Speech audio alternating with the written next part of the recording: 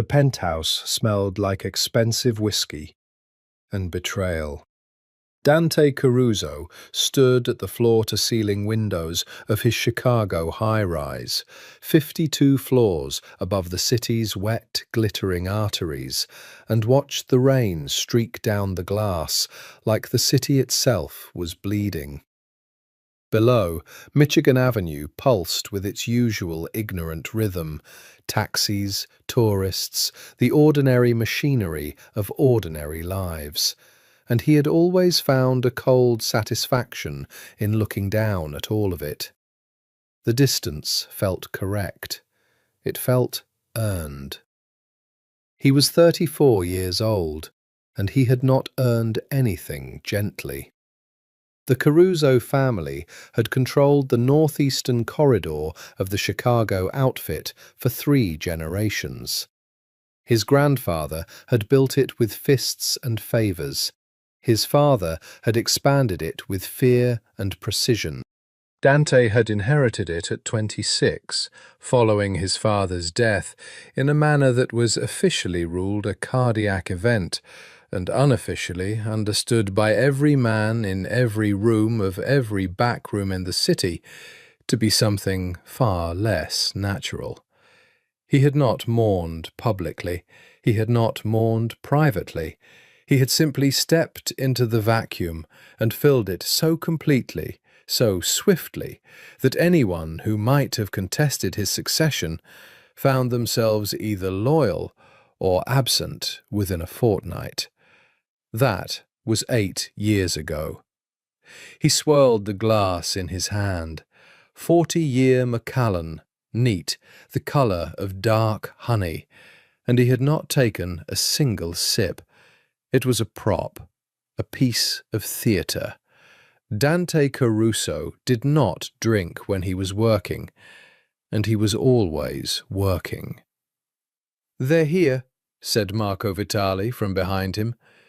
Marco was his consigliere, his oldest friend in the sense that he had known him the longest and trusted him most, though trust in this life was a currency you spent carefully and never stopped auditing. Marco was 51, silver-haired, with a boxer's broken nose and hands that had done terrible things and learned to be still about it. "How many?" "7, in the conference room." 7. Dante had expected 6. The mathematics of betrayal always had an extra variable. He set the glass down on the window ledge without drinking it, straightened the cuffs of his shirt, black on black, no tie because ties were for men who needed to perform authority rather than simply possess it, and turned from the rain. The conference room of Caruso Holdings occupied the building's 49th floor. Officially, Caruso Holdings was a private equity firm with a portfolio of hospitality investments: 4 hotels, 2 restaurant groups, a chain of luxury car dealerships, and a nightclub empire that stretched from Chicago to Miami. Unofficially, it was the financial skeleton over which the outfit's actual business was draped like expensive clothing. The 7 men waiting for him included 3 underbosses, 2 captains, and 2 figures he had not invited. He knew the moment he stepped through the door. He had always had a facility for reading rooms, for feeling the particular quality of silence that preceded violence. It was something his father had tried to teach him, and that Dante had absorbed beyond the lesson into something more instinctive, the way certain animals sense the drop in pressure before a storm. He felt it now, the careful arrangement of postures, the deliberate placement of hands on tabletops, the way Tony Ferrara's eyes moved a fraction too quickly to the left when Dante entered. Tony Ferrara, his cousin, his mother's sister's son, which made them blood twice removed, which in this life was supposed to mean something. He sat at the head of the table, he crossed his hands, he looked at each face in sequence, taking his time, letting the silence do its work. Someone, he said, his voice carrying no inflection, no heat, no warning signal at all, because the most dangerous thing he could communicate was that he felt nothing. Has been speaking to the feds. No one moved. Outside, rain continued to assault the windows. Somewhere in the building, an elevator chimed. I'm not interested in denials, Dante continued. I'm interested in the conversation that follows a confession. There's a considerable difference in what that conversation looks like, depending on who initiates it. Tony Ferrara, 31 years old, handsome in an expensive and careless way, wearing a suit that Dante had actually recommended to his tailor, cleared his throat. Dante, he said, we need to talk about the direction of the family. That word, family, landed in the room like a match dropped in gasoline. Do we? Dante said. The Petrov arrangement is making people uncomfortable. Partnering with the Russians is making us $43 million a quarter, Dante said. I find comfort in that. It's changing things. The old families... Tony. Dante said his name once, quietly. Stop talking and make a choice. What happened next took 11 seconds. Dante counted them afterward, in the way his mind always catalogued violence, precisely, clinically, without the contamination of emotion. The two uninvited guests moved first. They were professionals, which he had expected, which was why Marco had positioned himself at the service entrance 30 minutes before the meeting, and why there were 3 of Dante's own men in the corridor. The professionals were very good. Not good enough. But Tony had brought 5 men with him, which was the variable Dante hadn't accounted for, and the 5th was hidden in the building's infrastructure, in a place that should have been impossible to access without an intimacy with the building's blueprints that could only come from someone who had worked in those offices for years. The shot came from the ceiling. It entered Dante's left side, just below the ribs, deflected off something internal. He would later learn it was his 7th rib, which shattered the bullet's trajectory downward rather than through, and the impact sat him down hard against the table. He heard glass breaking. He heard his own breathing change to something wet and effortful. He heard Marco's voice saying something with great urgency that his mind couldn't assemble into words. He remembered the rain on the window. He remembered thinking that he had not finished the whiskey, and that this struck him as the wrong thing to think about. But there it was. He remembered nothing after that. What he did not remember, what he would not remember for a very long time, and some parts of which he would never remember at all, was what happened in the hours that followed. Marco getting him out through the service elevator, the drive south through the city in the back of an unmarked car, the decision made in a desperate, blood-soaked arithmetic that a hospital was impossible because the Ferrara faction now had enough people in enough places that walking through an emergency room door was a death sentence with extra steps. He did not remember being driven 3 hours south of the city onto smaller roads into darker country, because Marco had grown up in those flatlands and knew a place, a doctor who had once owed the Caruso family a debt large enough to outlast ordinary gratitude. He did not remember the doctor's trembling hands, or the surgery performed on a kitchen table by lamplight. He did not remember any of it. When Dante Caruso's mind went dark, it went very dark indeed. And when something eventually flickered back on in its place, it did not know its own name. The Morrow Farm sat on 83 acres of Illinois bottomland, 6 miles outside a town called Harlow, that was small enough to feel the absence of every person who left it, and too proud to admit it. The land was good land, river adjacent and dark soiled, the kind of ground that had fed families for 150 years and expected to keep doing it indefinitely, provided the families in question were willing to work at it with the consistency and physical honesty that good land demands. The Morrows had always been that kind of family. Hard people. Not unkind, not at all unkind, but shaped by their relationship with work, the way coastlines are shaped by the sea, worn into a particular usefulness. Clara Morrow was 26 years old and had lived on that land her entire life and had never once experienced this as a limitation, though she was aware that other people might describe it as one. She was up before dawn, which was her habit and her preference. The hour before full light had a particular quality she'd been in love with since childhood.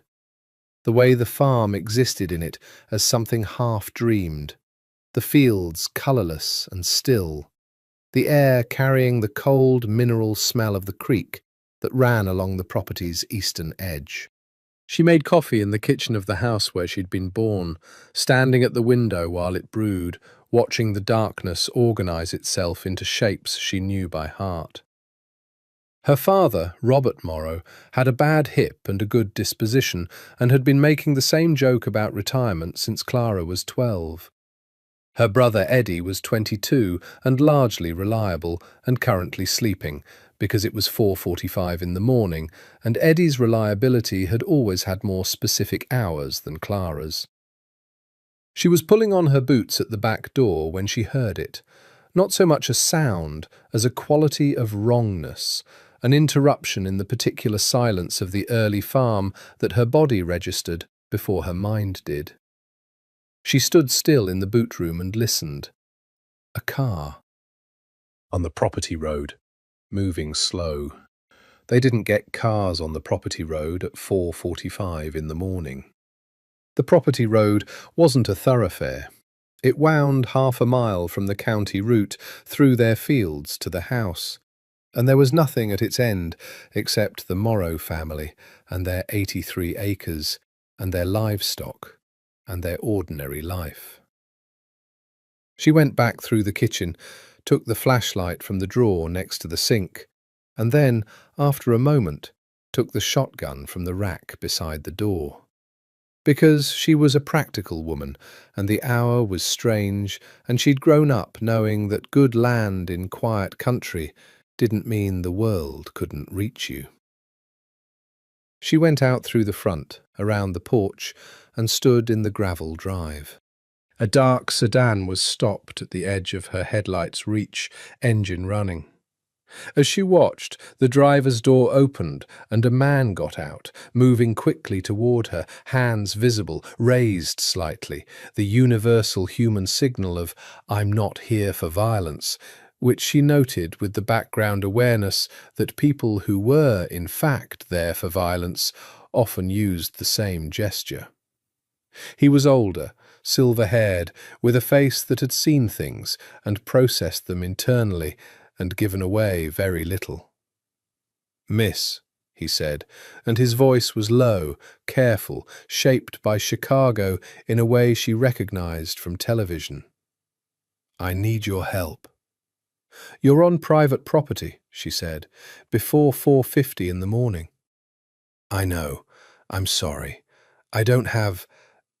I need to explain, and I need you to hear me out before you make any decisions about that." He stopped 6 feet from her, looked at the shotgun without alarm, which told her something.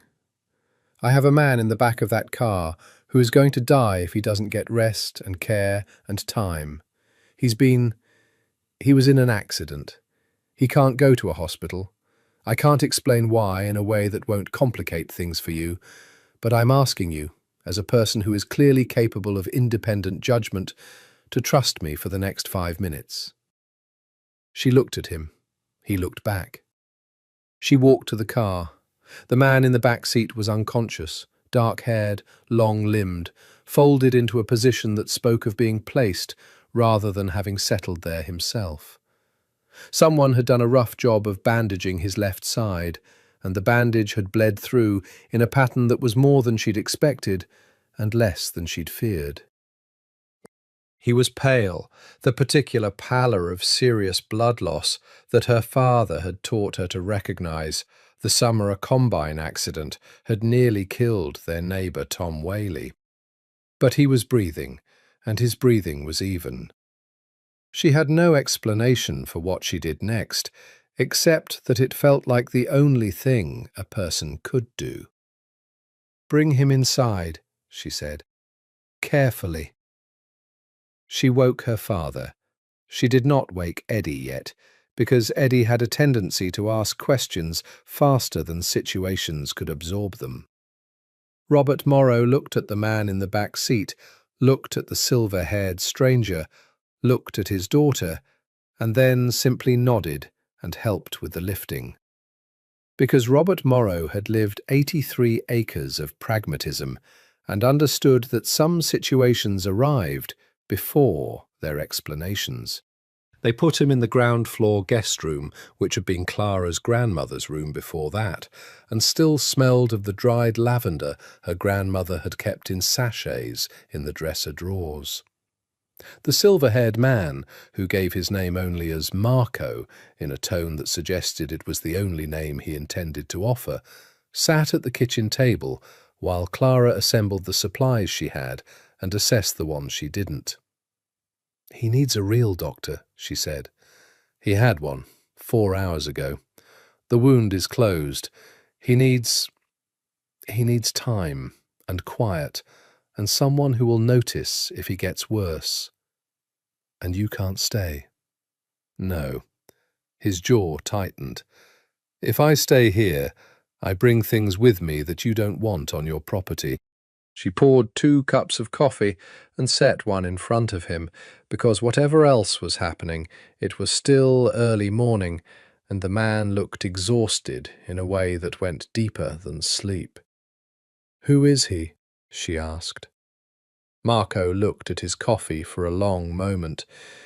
"His name is—" He stopped. Started again. "Call him Dante. That's his first name. As for everything else—" He looked up at her, and there was something in his face that she couldn't quite name, some complex mixture of grief and guilt, and a determination that was being held together by will alone. "If he wakes up and he doesn't remember, if his memory is— please, don't tell him who he is.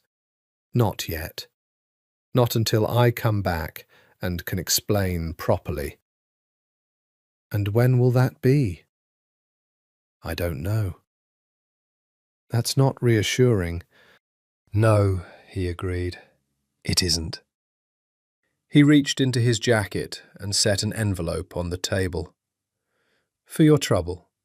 For the supplies and your time. There's more when I return." She didn't touch the envelope.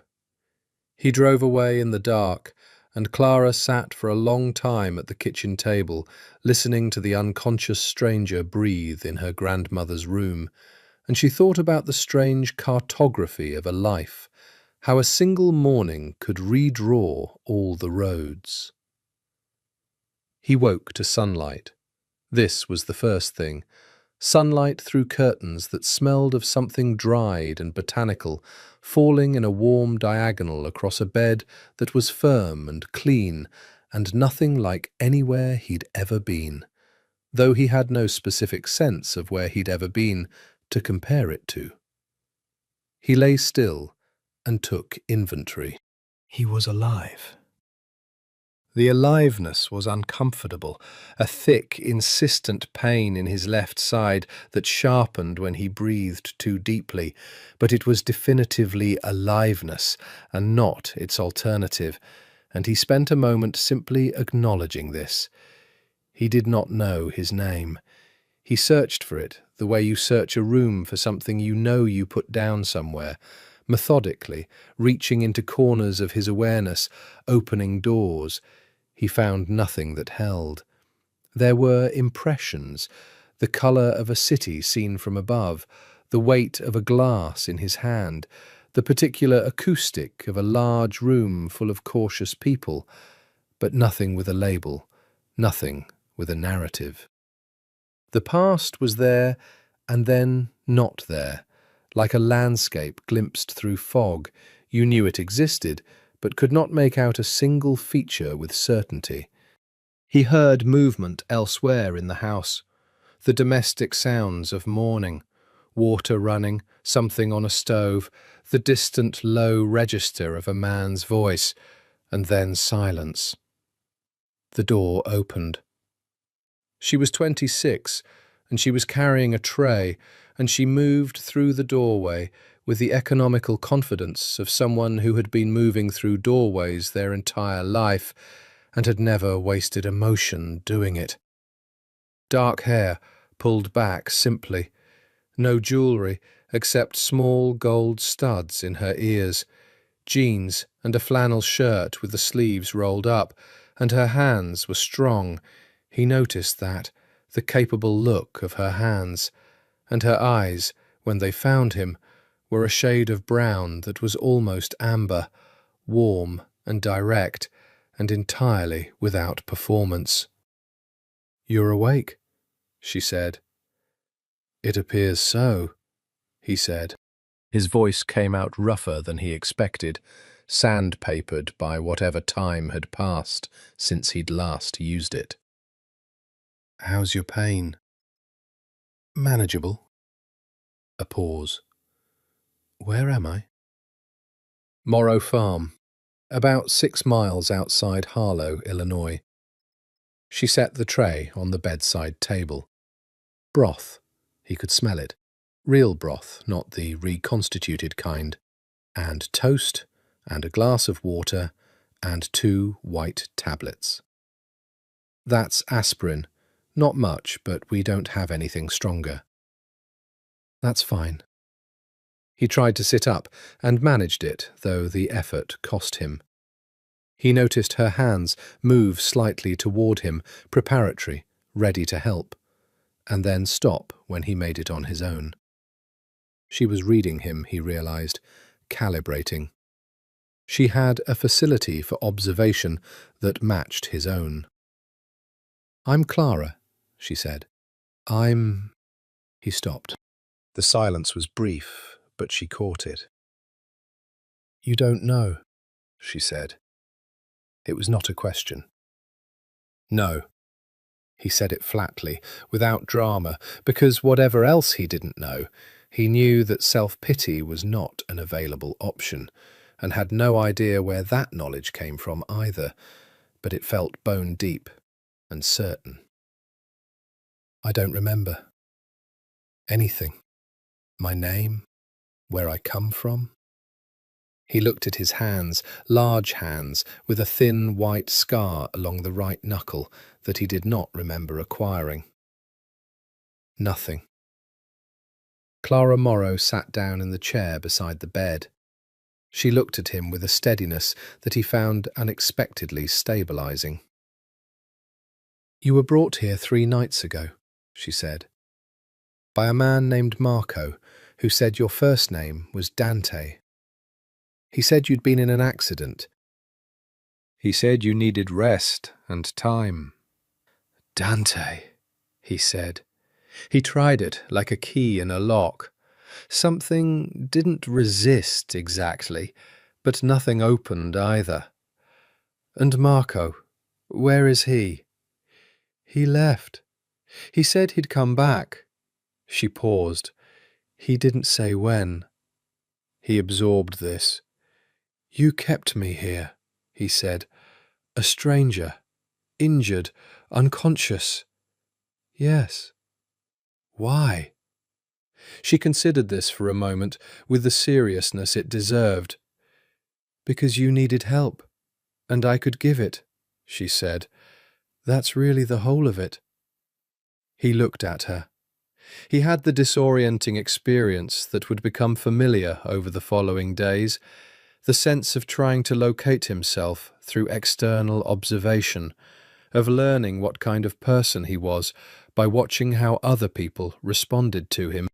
Clara Morrow looked back at him without flinching, without the particular quality of caution he'd noticed in the faces of her father and brother when they came in separately later that morning to check on him. A caution that suggested they weren't entirely comfortable with his presence, though they were too decent to say so. Clara looked at him as though his existence in her grandmother's room was simply the current fact of the situation. And the current fact of any situation was just the material you worked with. He ate the broth. He slept again. He woke in the afternoon to the sounds of the farm, an engine somewhere, livestock, the specific rhythmic percussion of physical work being done with tools. He lay there and tried to inventory himself again. He was approximately 35 years old. He deduced this from his body, from the particular way it carried itself, even injured, with a leanness and a physical confidence that suggested long conditioning. He was educated. He knew this from the architecture of his own thinking, from the way he reached instinctively for precision in language. He was, and this one surprised him, surfacing without context or explanation, dangerous. He felt it the way you feel a characteristic that is so native to you it no longer registers as something you chose. He was a man who had been dangerous for a very long time. This presented questions he couldn't yet answer. Over the following week, he learned to be Dante without a last name on the Morrow farm. Robert Morrow accepted his presence with a farmer's pragmatic grace. One more variable in a life full of variables, managed and incorporated. Eddie Morrow, the younger brother, was wary in the transparent way of young men who haven't yet learned to be wary subtly, watching him with an unconcealed protectiveness toward his sister that Dante found both obvious and somehow appropriate. And Clara came every morning with broth and later soup and later still actual meals, and she talked to him with the same steady, unperforming directness with which she'd talked to him when he first woke. And he found himself scheduling his days around those visits in a way he didn't examine too closely, because the examination led to thoughts he wasn't yet equipped to have. "What do you remember?" she asked one afternoon, sitting in the chair with a book she'd been reading before he woke, one thumb marking her place. "Impressions," he said, "nothing with edges." "Does it?" She seemed to weigh the question before asking it. "Does it frighten you?" He thought about it honestly. "It should," he said. "I think it should. But mostly it feels—" he searched. "Clean. Like a room after everything's been taken out of it." She looked at him with something complex in her expression, something that might have been recognition, or might have been its close relative, compassion. "That's a very interesting way to put it," she said. Outside, the spring was finishing itself and moving toward summer. The fields were turning green. He watched all of it from the window of his grandmother's room and felt with increasing persistence the pull of the world beyond it, not because the room was insufficient, but because a man who was on some native level made for action could not remain static indefinitely. "I want to help," he told Clara at the end of the first week, "on the farm. If I'm going to stay here, I want to be useful." She assessed him with her practical eye. "Your side is healing. I can feel it healing." He paused. "I need to work." She recognized something in the need, the same need that drove her out of bed before dawn, the same need that made the farm not a place she was trapped, but a place she inhabited with her whole self. "We'll start slow," she said. It was not a small concession. It was the door opening. They gave him the name Daniel on paper, Daniel Morrow for bureaucratic purposes, because a man with no documentation and no memory still needed to exist in the practical machinery of ordinary life. And Robert Morrow, who had more layers to him than his quiet surface suggested, had managed this with a quiet efficiency that Dante didn't question and filed away as interesting. Daniel. Dan. He tried these on like clothes that were close to his size, but not quite. Dante felt more right, which he recognized as strange information about himself and could not yet contextualize. He started slow, as Clara had said, light work in the first days, feeding the chickens, which involved a great deal of standing and throwing grain, and was within the parameters of his currently limited physical range. The chickens had opinions about him. He observed them with the patient, calibrating attention he seemed to bring to most things, and figured out their hierarchies, which were more complex than he'd expected, and then managed their feeding accordingly. Clara, passing on her way to the tool shed on the third morning, stopped to watch him. "You figured out that the grey one is aggressive," she said. "Most people just throw grain and wonder why the smaller ones don't eat." "Most people aren't paying attention," he said. She smiled, not fully, not a large smile, but something real moved in her face. He noticed it with more attention than was warranted by its scale, which told him something. By the end of the second week, he was doing heavier work. Fence repair, which he proved unexpectedly competent at.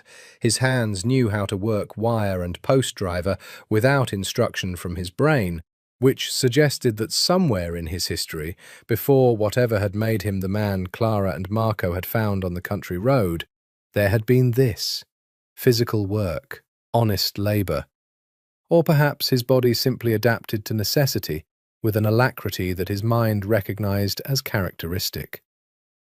Robert Morrow watched him repair a section of fence on the east field and said nothing for the length of the work, which took an hour and a half and was done correctly the first time.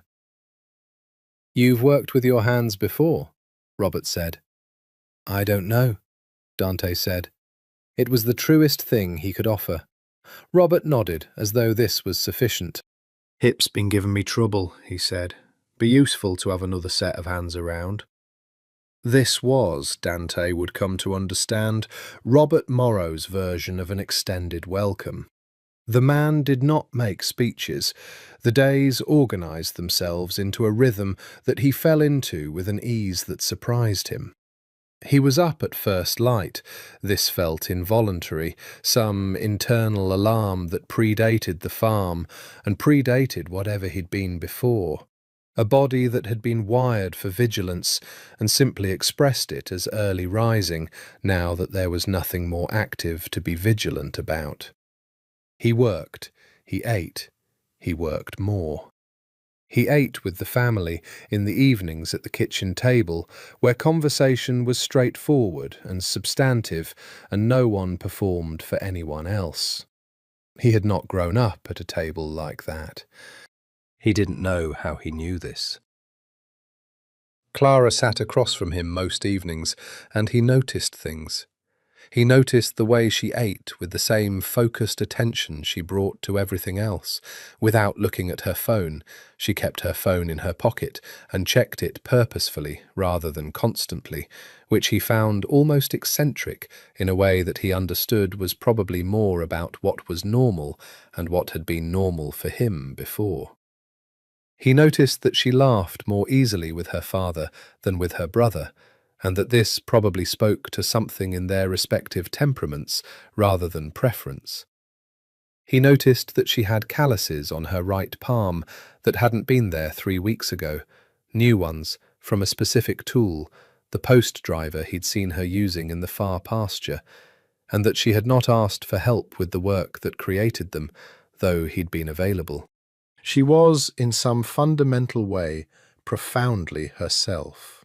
Not performed, not curated, just fully present in her own existence, in a way that he found, and this was the word that kept surfacing without his fully understanding why it felt significant, disarming.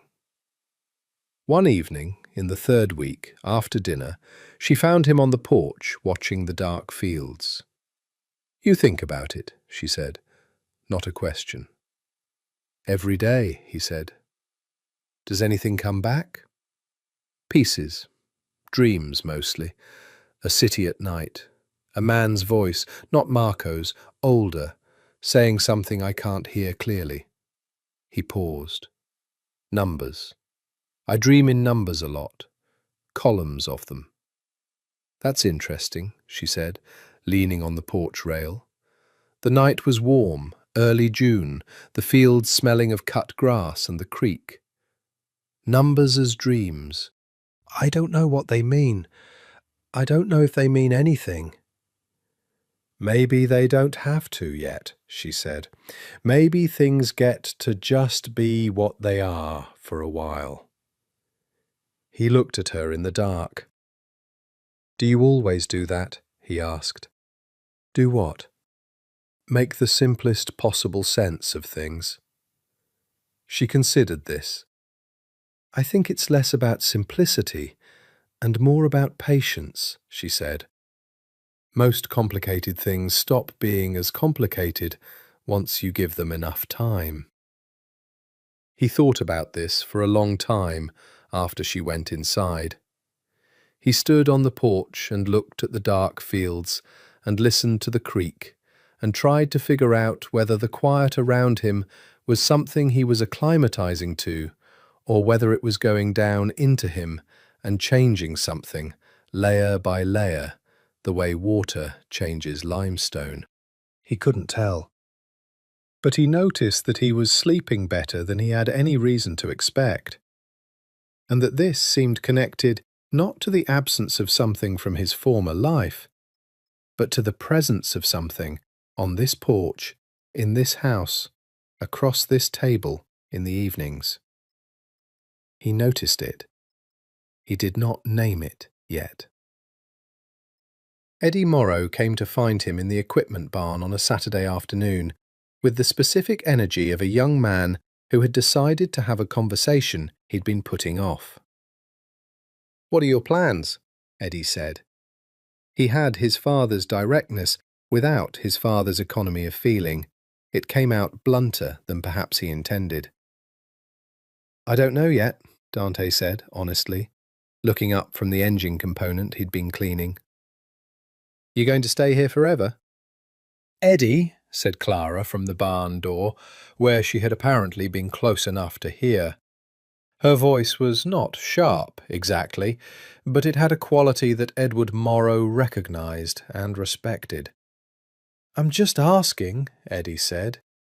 "It's a fair question," Dante said, and he meant it. He set down the component and looked at Eddie directly. "I have no memory of where I came from or what I did there. I have no documentation, no resources, no place to return to. Your father has been kind enough to let me work here. Your sister has been—" He paused, because the sentence didn't have an adequate ending, and he wasn't going to manufacture one. "I'm aware this isn't a permanent arrangement." Eddie looked at him for a long moment. Some of the confrontation went out of his posture. "You're good with the machines," Eddie said, which from Eddie Morrow was a significant concession. "I am," Dante agreed, and had no idea why. Clara caught his eye over her brother's shoulder, and something passed between them, brief, warm, entirely unspoken, that was more intimate than anything that had been said out loud, and that both of them, for their separate reasons, chose not to examine. Summer arrived with the abrupt confidence typical of Illinois summer, pushing aside spring's hesitations in the space of a single week. The heat came down on the farm like a physical presence, and the work didn't pause for it. The work never paused. And Dante found that he preferred this. Preferred the way the heat made everything more immediate, more physical, more fully present. He was healing. He could feel it in precise increments, the way the pain in his side diminished from sharp to dull to occasional, the way his range of motion returned, the way he could work longer without cost. His body healed with a purposefulness that felt familiar without being explicable. He was also, he had begun to acknowledge privately, healing in other ways. There was a morning in early July that he would remember afterward as the day something shifted, not dramatically, not in any way that could be pointed to as the moment everything changed, but in the quiet way that real things change, gradually, and then all at once. He'd been up before dawn, which was usual. Clara had been up before him, which was also usual, but which he still found every morning slightly surprising, as though some part of him expected the quiet pre-dawn hour to be his alone, and was continually pleased to discover otherwise. She was in the garden. Not the kitchen garden, but the larger one at the property's south end, the one that was less about the family's own table and more about the roadside stand they maintained from June through October, selling to the county route's traffic.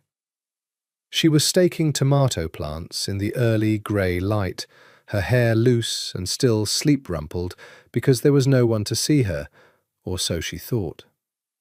He didn't announce himself. He picked up the stake bundle and began working down the next row, and she looked up once with a quick glance that registered his presence and went back to her work, and they staked tomatoes in the early light without a single word for 45 minutes. This was, he understood, its own kind of conversation. When she finally straightened up and pressed one hand against the small of her back with a brief, involuntary sound of mild discomfort, he said, "You need someone to take over the far section today. That's the row that always gets left because the morning runs out." "It does," she agreed, looking at him. "I'll do it after the fence repair on the west side." "You don't—" "I want to." He meant it, absolutely. "I find I want to take care of the things you don't have time to take care of." The sentence landed in the morning between them. It was more honest than he'd intended, or rather, it was exactly as honest as he'd intended, and he'd misjudged the charge of it. Clara looked at him with those amber eyes in the grey dawn, and whatever was in her face was complex enough that he couldn't read it completely, which was unusual. He was good at reading faces, or he had been. He knew this, the way he knew other things about himself, without context, as a functional fact, without a history attached to it. "Thank you," she said, not deflecting, not diminishing, just receiving it clearly, which he found required a particular kind of confidence. He did the far section of the garden that afternoon, and he was aware, with an attention he no longer bothered pretending was casual, that she came to check on his work around 3 o'clock, and that she nodded once with satisfaction at the way the plants were staked, and that the nod gave him a satisfaction disproportionate to its scale. It was Eddie who finally named what everyone in the house could see. He did it with the blunt efficiency that was his way, in the truck on the way back from the feed store in Harlow, with Dante in the passenger seat and the county route rolling past them in the hot afternoon. "You're in love with my sister," Eddie said. Dante looked out the window. "I'm aware," he said. This surprised Eddie, who had apparently steeled himself for a denial. "Oh," he said. I'm also aware that the situation is complicated, Dante said. I'm a man with no documented past who showed up on your property with a bullet wound. I'm not in a position to— She doesn't care about that stuff, Eddie said. Clara doesn't— She's not, like, calculating. She's not thinking about your resume. I know. He paused. That makes it more complicated, not less. Eddie was quiet for a moment, processing this with the effortful seriousness of a young man trying to be fair to something he found threatening. You're not a bad guy, Eddie said finally, with the air of a verdict he'd been deliberating for weeks. I thought you might be. When you first came, you've got this— There's something about you that's— I don't know, like you could be dangerous. I've thought about that, Dante said quietly. But you're not, Eddie said. Here. You're not here. Here. The word sat in the truck cab between them for the rest of the drive home, as though here was its own category of being, separate from whatever there might have been. He thought about it that night on the porch, and he thought, perhaps that was the most accurate thing anyone had said about him since he'd woken in the lavender-smelling room. Not what he was, not what he had been, but what he was, here, on this specific ground, in this specific light. Clara came out to the porch at 9, as she often did, with 2 cups of coffee that were more ritual than necessity at that hour. Eddie told me you talked in the truck, she said. He did? He didn't tell me what you talked about, she clarified, just that it was a real conversation. He's never— She smiled slightly. He doesn't usually have those with men he's decided to distrust. He's decided to stop distrusting me? I didn't say that. She sat down with her coffee. He's just holding both things at once now, that you might be trustworthy and that he's not sure yet. That's more accurate than full trust, Dante said. Yes. She looked at the dark fields. I think so too.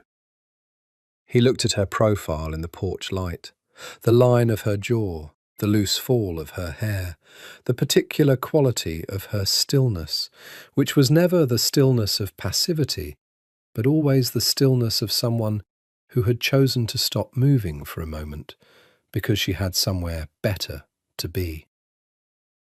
Clara, he said. She turned to look at him. He held her gaze for a moment and said nothing more, because there was nothing yet that was fair to say. But he held her gaze, and she held his, and the night settled around them with the patient quality of something that was willing to wait. August on the Morrow farm was the month of maximum work and minimum rest, when the harvest season accumulated its demands faster than they could be met, and the days became a pure physical negotiation between what needed doing and how many hours existed in which to do it. Dante threw himself into it without reservation. He had discovered, over the course of the summer, something that might have been the most unexpected fact about himself he'd uncovered. He liked physical work.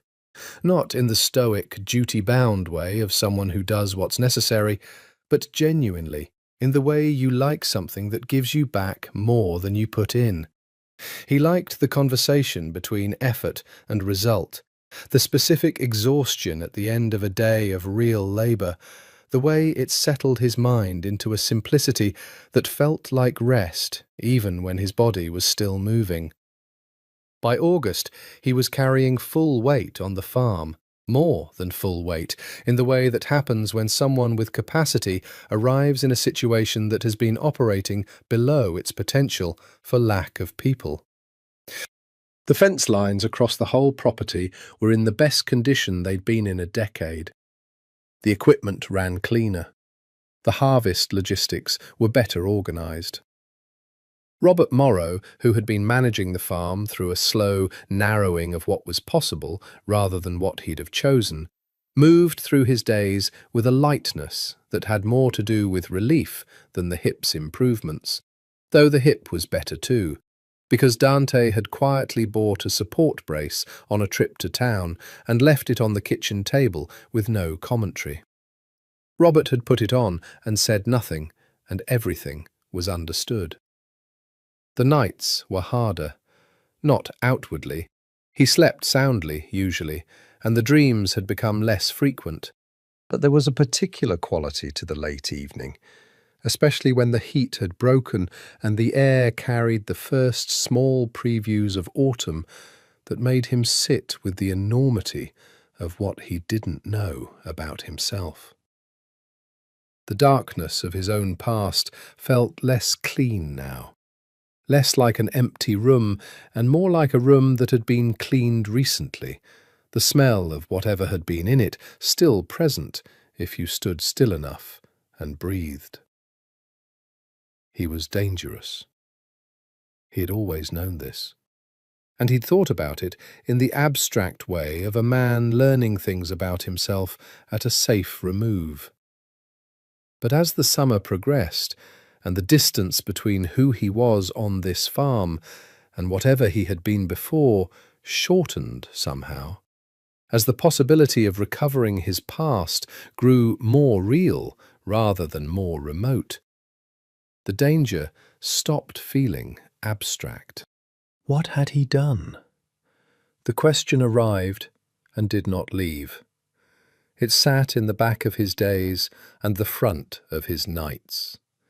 He was disciplined enough not to let it show in his face during working hours, but Clara, who missed almost nothing and had the disconcerting habit of arriving at the accurate diagnosis before she'd asked a single question, noticed.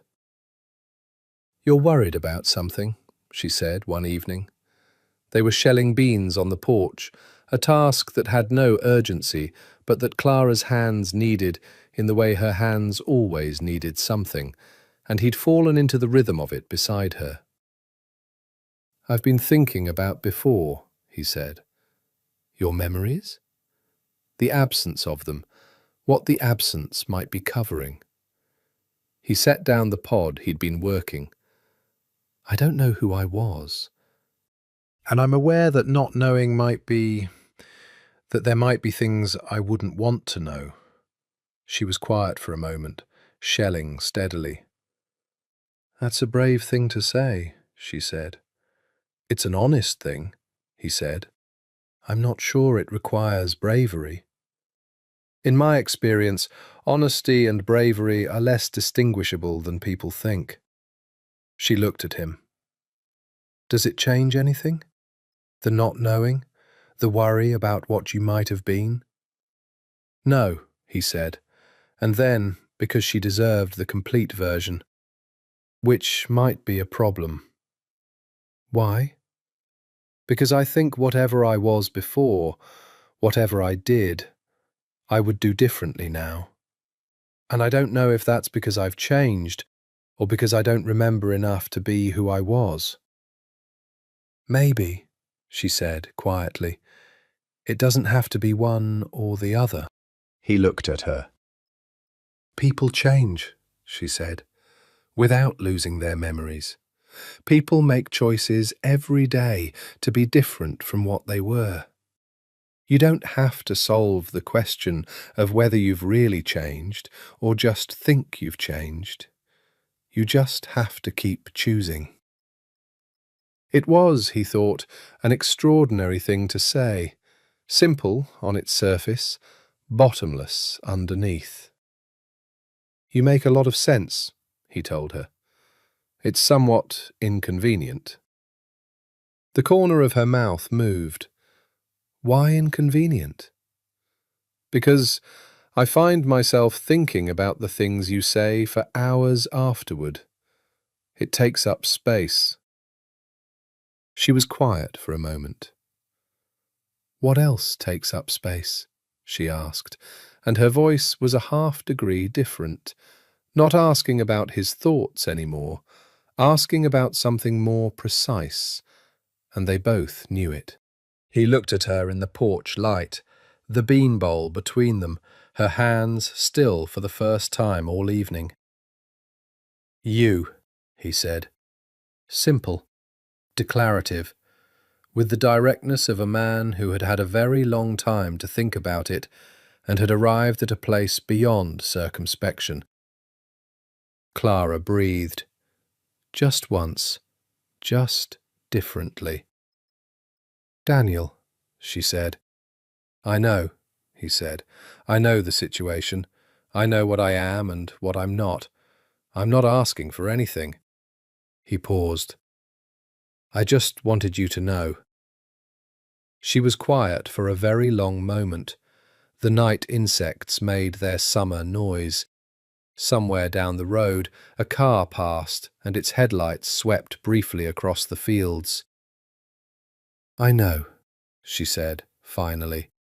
And then, "I know too." It was not a declaration. It was not a beginning. It was simply the honest acknowledgement of the thing that had been growing between them since early June, seen in the early garden light and in the evenings on the porch and across the kitchen table, and in the 45 minutes of shared work done without words. Acknowledged, finally, like a crop that has been growing for months and simply stands there now, full-grown and undeniable, waiting for the harvest. October came with its particular violence. Illinois October is not the gentle autumn of postcards. It's a month that can deliver genuine cold within 24 hours of genuine warmth, that produces storms with the impatience of a climate that's made up its mind. The first major storm of the month arrived on a Tuesday. A full system that turned the sky the colour of old pewter and dropped 3 inches of rain in 4 hours, with lightning that cracked the dark with industrial indifference and thunder that rolled across the flats like something enormous deciding to move. Dante was in the barn when it broke, securing equipment with the focused efficiency that the storm's speed required. He heard the barn doors bang and looked up to see Clara pulling them shut against the wind, rain already plastering her hair to her face. "The tractor's still in the far field," she said over the thunder. "If it floods—" "I'll get it," he said. "The lightning—" "I'll be quick."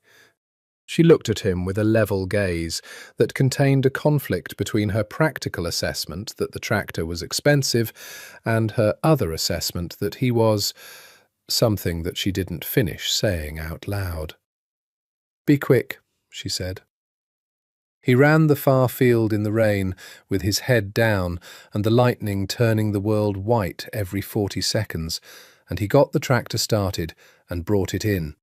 And by the time he pulled into the barn, the rain had become something you could almost call solid, and the sky was continuous noise. He climbed down from the tractor cab. Clara was standing with a towel, a large one from the house, which meant she'd run to get it while he was driving the tractor back, which meant she'd stood in that rain herself rather than wait inside. She handed him the towel without drama. He took it without drama. But she hadn't moved back, and he hadn't moved back. And they were standing in the close, dry dark of the barn, with the storm making the roof into a percussion instrument, and the lightning pulsing through the high windows, and she was looking at him with the amber eyes that never performed anything, that simply looked.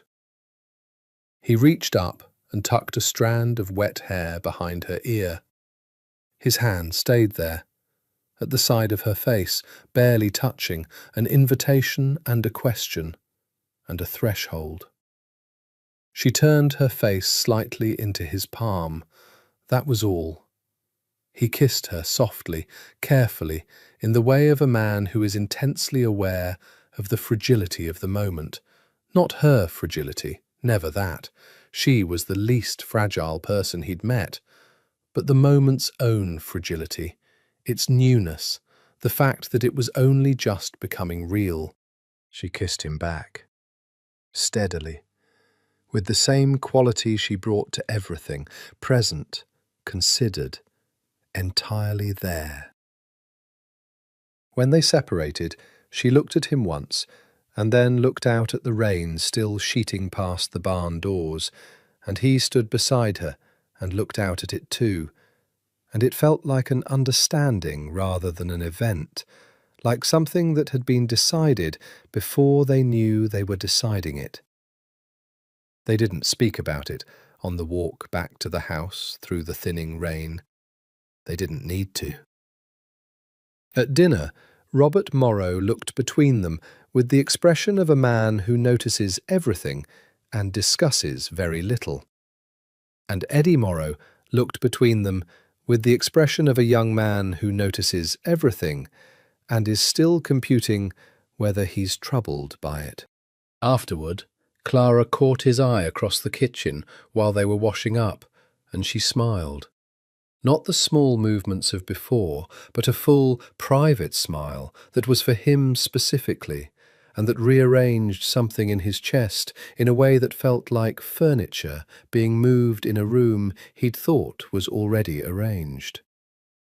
He understood, standing there with dish soap on his hands in the farmhouse kitchen, that he had never in his life, whatever his life had been, felt anything quite like this. He didn't need the memories to know it. The absence of comparison didn't diminish the certainty. If anything, it clarified it. This woman, this specific life, this was... His side twinged.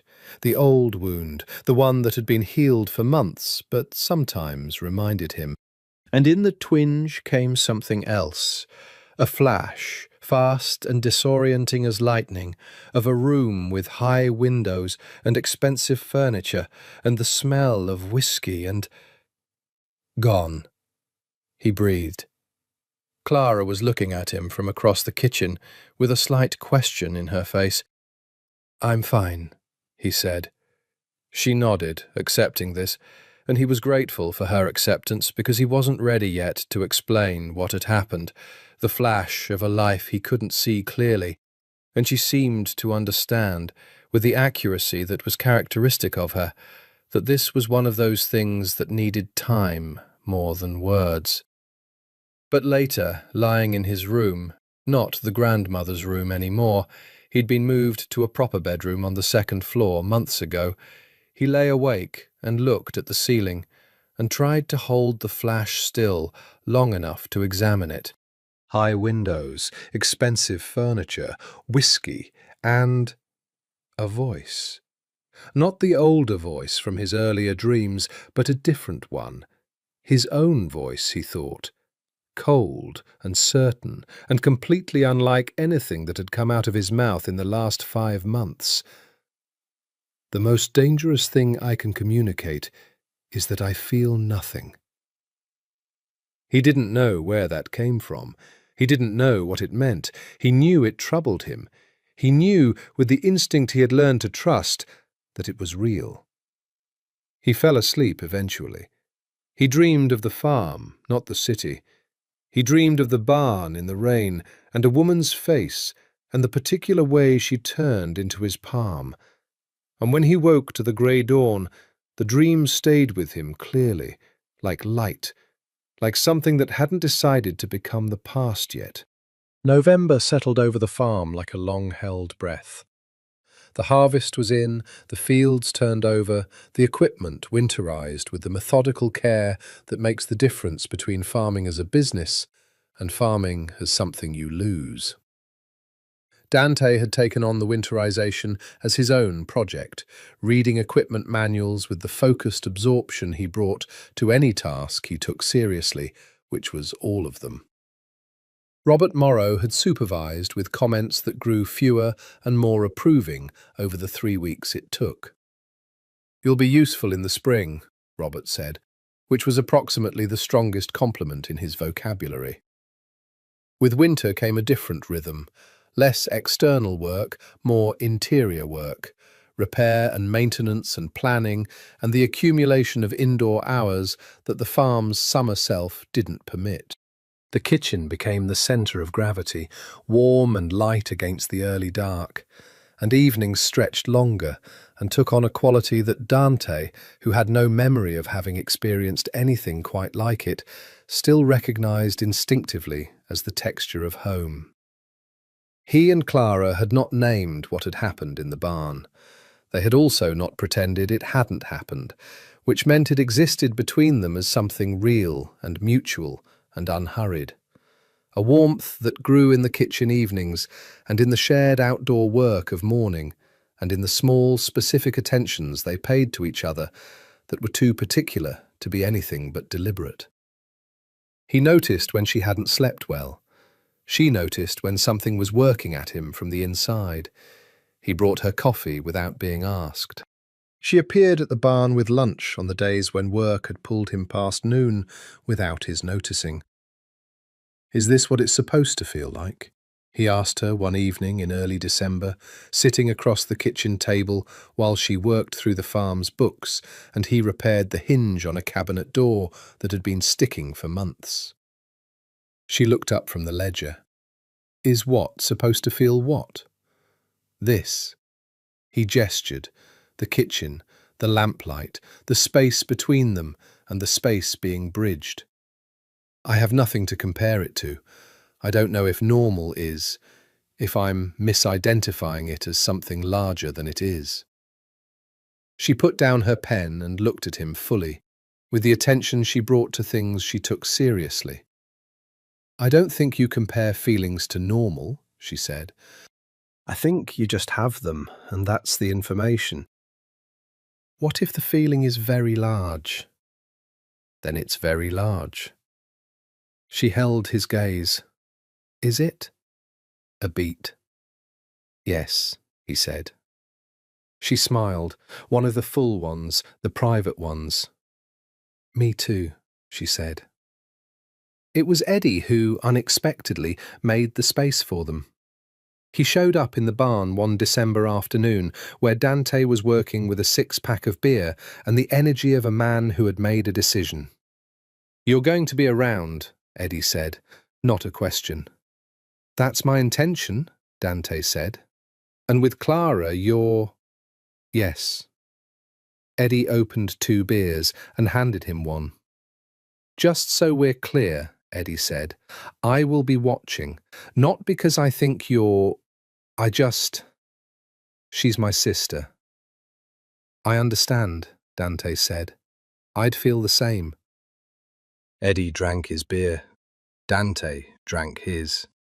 "She's never—" Eddie started, and then stopped, and then started again, with the determination of someone who had decided to say the whole thing.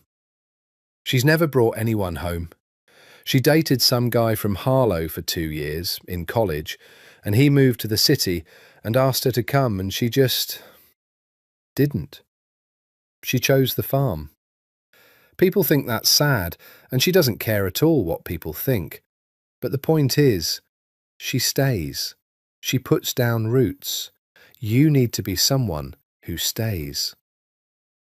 Dante thought about this. The city in his dreams. The voice that was his own saying cold things in a room full of expensive furniture. "I intend to stay," he said. "Intending and doing, I know." He met Eddie's eyes. "I know the difference. I'm telling you what I intend, and I'm telling you I understand the weight of that word on this farm." Eddie looked at him for a long time. "Okay," he said finally. "Okay." Christmas arrived, and the Morrows, who were not ostentatious people, celebrated it with the warm and slightly haphazard sincerity of a family that genuinely liked each other. There was a tree that was too large for the living room, and a ham that Robert had been marinating for a week, and a gift-giving that was practical and occasionally funny, and once, from Eddie to Clara, inexplicably, a single cooking utensil that produced an extended debate about what its function actually was. Dante watched all of this.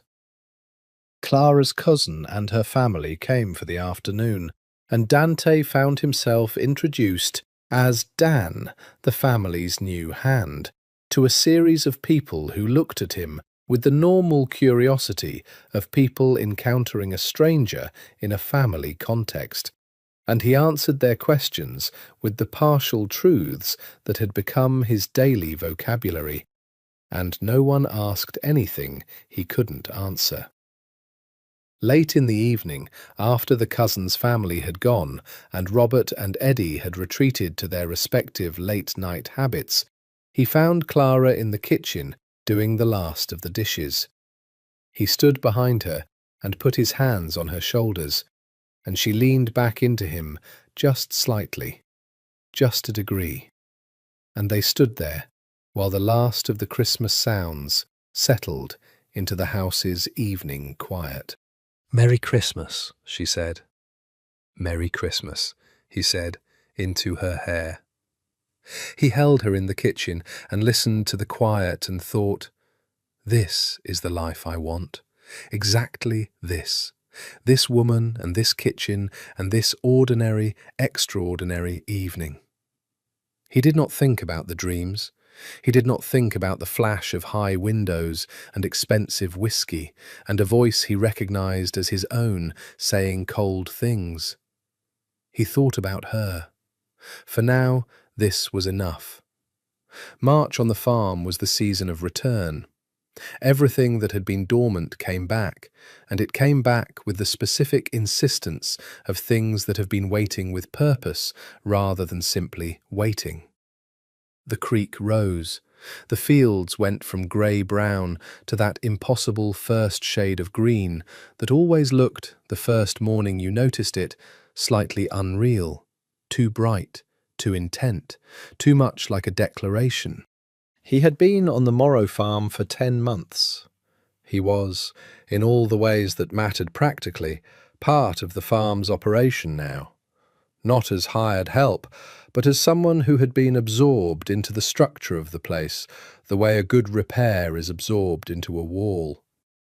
Robert's hip limited his work more as spring arrived, which meant Dante's role expanded naturally and without anyone needing to negotiate it.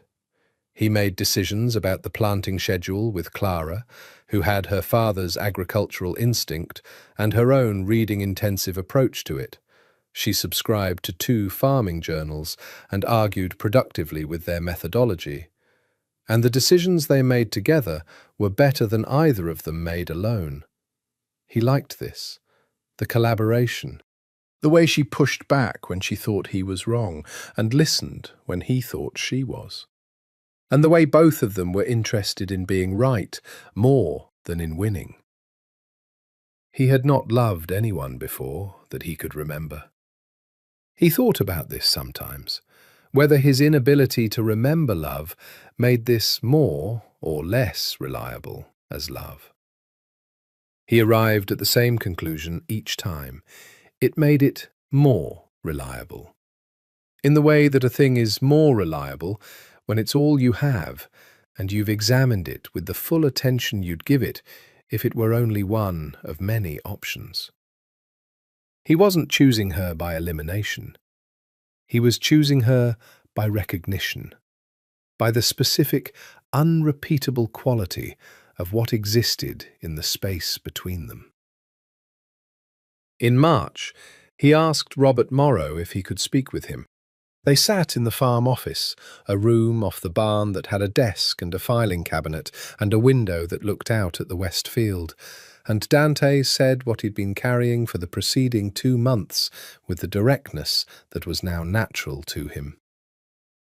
"I'd like to ask Clara to marry me," he said, "with your blessing." Robert Morrow looked at him for a long time. "You still don't know who you are," Robert said, not harshly, carefully. "No," Dante said, "I know I don't." "You're aware that's a problem, yes." He held the older man's gaze. I'm also aware that I've been here 10 months, and I know exactly what kind of man I am on this farm and with your daughter. I don't know my history. I know my character. I know what I intend. Intention and history aren't the same. No, but they're both real. Robert was quiet for a long moment. She'd say yes, Robert said finally. Not as approval, as information. She loves you. I've watched it for months. She doesn't do anything halfway, and she's not halfway on this. I know, Dante said softly. The thing I'd ask you, Robert said slowly, looking out at the west field, is what happens when you remember. Not if. I don't think it's if. I think it's when. And when it comes, whatever it is, you'll have a wife and this family. He turned back to look at him with eyes that were quiet and serious and very clear. I need to know you understand the weight of what you're asking to step into. I do, Dante said. Do you? A beat. I'm asking anyway, Dante said, because I'm more certain about her than I am uncertain about anything else. Robert Morrow sat with this for a moment. All right, he said, you have my blessing. But you'll need to tell her, before she says yes, that there are things you don't know about yourself. She deserves to choose with open eyes. I agree with you, Dante said, completely. He found Clara in the kitchen garden that evening, marking out the spring planting rows with a string line and stakes, and she looked up when she heard him and smiled with the warmth that was only for him and that never failed to do something to the architecture of his chest. Clara, he said. Something in his voice caught her attention. She stood up. He told her first what Robert had said needed telling, all of it, as completely as he could. The certainty that there was a past he couldn't access, the flashes of dreams, the awareness that whatever he'd been before was something he might not recognize in himself now. The real and present fear that the locked room of his memory contained things that were difficult. She listened. She did not interrupt. I know all of this, she said when he finished. I've known since the beginning. You didn't tell me anything I haven't been thinking about. And, she exhaled, and I love the man who's been standing in front of me for 10 months. I can't love a hypothetical past. He went down on one knee in the spring mud of the kitchen garden, which was perhaps not what romantic proposals were supposed to look like, and which felt completely correct for exactly that reason. Clara Morrow, he said, will you marry me? She looked at him in the long, last evening light of March. Yes, she said, simply, without hesitation. He put a ring on her finger that he'd had made by a jeweller in Harlow, plain gold, nothing elaborate, because elaborate had felt wrong for a woman who wore small gold studs and rolled up her sleeves and meant what she said. And she looked at it, and then at him, and he rose from the mud, and she put her hands on his face and kissed him. And the spring was coming in all around them, with its unreasonable, declaring green. The dream was different. He had dreams regularly now, not the vague, impressionistic fragments of the early months, but increasingly specific dreams, coherent and sequential, with the clear-edged quality of memory rather than imagination. He had learned to tell the difference. He had not told Clara the full extent of them, not because he was deceiving her, not entirely, not in intent, But because the dreams were arriving faster than he could process them, and processing them took a particular kind of interior work that he hadn't yet completed, and he had not wanted to introduce the incompleteness into the engagement and the spring and the happiness of it. This dream was the most specific yet. He was in the penthouse. He could see it clearly now, the 52nd floor, the wall of windows, the rain. A room of enormous, deliberate elegance that had been assembled to communicate power. He was standing at the window with a glass of whiskey he wasn't drinking, and he was dressed in black, and the city was below him like something he owned. He turned from the window and said something to a silver-haired man. Marco. He recognized Marco now in the dream, and Marco's face had the expression of someone delivering information he knew was going to produce consequences. Tony's been meeting with the Federals. When? 3 months. Maybe 4. Who else? Ferrara, Bianchi, and 2 of the Petrov men. Clean it up. He woke in the dark with his heart moving too fast and his hands clenched in the sheets. Clean it up. He knew what that meant. He knew with a certainty that went deeper than the dream, that surfaced from a stratum of knowledge that was muscle and nerve rather than conscious memory, what clean it up meant in the context it had been said. He lay there and breathed until the heart rate normalized, which was itself informative, that his body knew how to do this, how to absorb the shock of terrible knowledge and return to a functional state. It was not a civilian skill. Over the following 3 weeks, the memories returned in pieces that assembled themselves with increasing speed, like a jigsaw puzzle past the critical threshold where the image becomes recognizable even without all the pieces in place. He was Dante Caruso. He was the head of the Chicago outfit's northeastern corridor. He had inherited from his father at 26 and held it for 8 years with a combination of tactical intelligence and the kind of casual willingness to be terrible that made other terrible men stay in their lane. He had done things that he could not now review without a response in his body that was somewhere between revulsion and recognition. Recognition of himself, of the man who had made those decisions, and revulsion at the distance between that man and the man who had spent a year staking tomatoes and falling in love on an Illinois farm. He was engaged to Clara Morrow. He was Dante Caruso.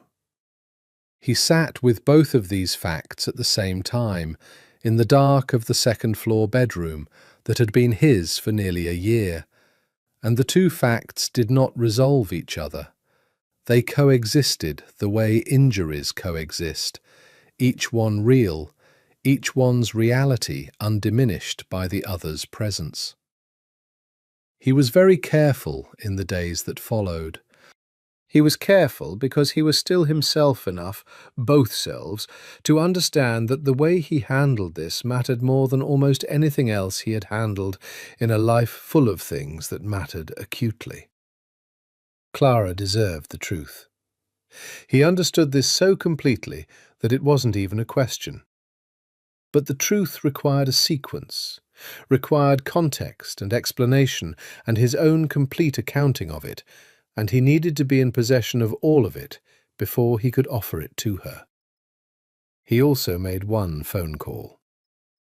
He borrowed Robert's truck under the pretext of a supply run to the county seat, drove 20 minutes until he had solid cell signal, and called a number he discovered he remembered, that existed in his memory like the combination to a lock you haven't opened in years, accessible when you try it. Marco answered on the second ring.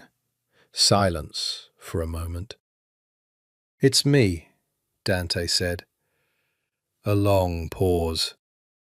"I know," Marco said. "I've been waiting." How long have you been waiting? Since February, Marco said. I got a sense. Some of the people I had watching the situation sent word that that things might be coming back. I didn't want to push it. It's back, Dante said. Most of it. Most? Enough. He looked out at the county road, the flat spring fields, the thin blue sky. What's the situation in Chicago? Changed, Marco said. Tony moved quickly after you disappeared, took the Ferrara faction, lost 2 of the 3 underbosses who weren't in his pocket, gained control of 4 operations, and spent the winter consolidating. He's not your father's family anymore, Dante. He's trying to build something new. And the men who were loyal to me? Waiting, Marco said. Word gets around that you survived. Not publicly, not enough to get back to Tony, but there are people who've been patient. Dante processed this. I need more time, he said. A pause. How much time? I don't know yet. He looked at the fields. I have things to deal with here first. Dante, Marco's voice shifted, careful. The woman. The farm. Silence. I'm engaged, Dante said. Marco was quiet for so long that Dante pulled the phone from his ear to check the signal. Marco, he said. I heard you, Marco said. I'm thinking. A pause. She doesn't know. Not yet. When are you going to tell her? Dante said nothing. She has to know, Marco said, not unkindly. You know that. I know, Dante said, and when she does, I'll handle it, Dante said, and heard his own voice in the word, the cold, certain register of Dante Caruso, and stopped. I'll handle it carefully, he amended, in Daniel Morrow's voice. Marco was quiet again for a moment. Be careful, Marco said. Both meanings. He drove back to the farm in the truck with the spring fields on either side and the sky large and pale above everything, and he thought about 2 men in one body and 1 woman who deserved the whole truth from both of them. He chose a Sunday evening in April. Not because Sunday was specially suited to difficult conversations, but because the week's work had given them a particular companionableness, the kind of ease that comes from shared labour completed, and he needed her to be in a space of some equilibrium when he asked her to hold something very heavy. Robert and Eddie were both at the neighbours' for a spring planning meeting that typically ran late. The house was theirs. Clara had made dinner, a simple thing, pasta and bread and wine from a bottle they'd been saving for a specific occasion that had never quite arrived, and the table was lit by candles because the overhead fixture had burned out 2 days ago, and neither of them had replaced it, which now struck him as accidentally correct. She knew something was coming. She was perceptive enough that she'd have known for days, reading him with the quiet accuracy she brought to everything, and she was patient enough to let it arrive in its own time. He told her over dinner, and after dinner, and into the first hours of the night. And he told her all of it, everything, Dante Caruso, the outfit, the Chicago penthouse, and the 52 floors, and the 8 years of running an organization that dealt in things that did not bear describing at this kitchen table where the candles were burning down. The purge, Tony Ferrara, the shot from the ceiling, Marco driving him south through the dark because a hospital was a death sentence. The surgery on the table, and the darkness after it, and waking up in this room without a name. He told her what he had been before, in as much specificity as he could manage, because she deserved the full accounting and not the edited version. He told her about the decisions he had made and the things those decisions had produced. He did not soften it. He was not capable of softening it, not to her, not at this table, not with the candle burning between them. She listened. She did not interrupt. She held the wine glass without drinking from it for most of the time he was talking, and her face, he watched her face with the helpless intensity of a man watching the weather change over land he loves, went through things he couldn't entirely name. Not horror, exactly, not betrayal, something more complex than either of those, which was somehow worse. When he finished, the candles were almost gone. She set down the wine glass. She looked at the table for a moment. Then she looked at him. "When did you know?" she asked. Her voice was steady. "The memories started coming in late winter," he said. "Pieces, fragments. March, 3 weeks ago, the picture got clear enough that I understood who I was." "3 weeks," she said. "Yes. And you didn't tell me." "I was—" He stopped, tried again. "I needed to be sure of all of it before I brought it to you. That's the honest reason. I also—" He didn't look away. "I was afraid." "Of what?" "Of this." He gestured at the space between them. "Of the way you're looking at me right now." She looked at him for a long moment. "How am I looking at you?" she asked. "Like you're deciding," he said. "Like the decision is very large." She exhaled. It was a complex exhalation, tired and gathering itself.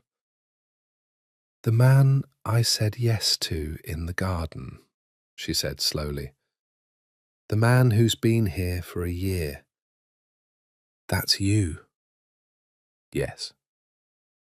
"And the man you're telling me about, the one in Chicago, that's also you." "Yes," he said. "That's what I'm telling you.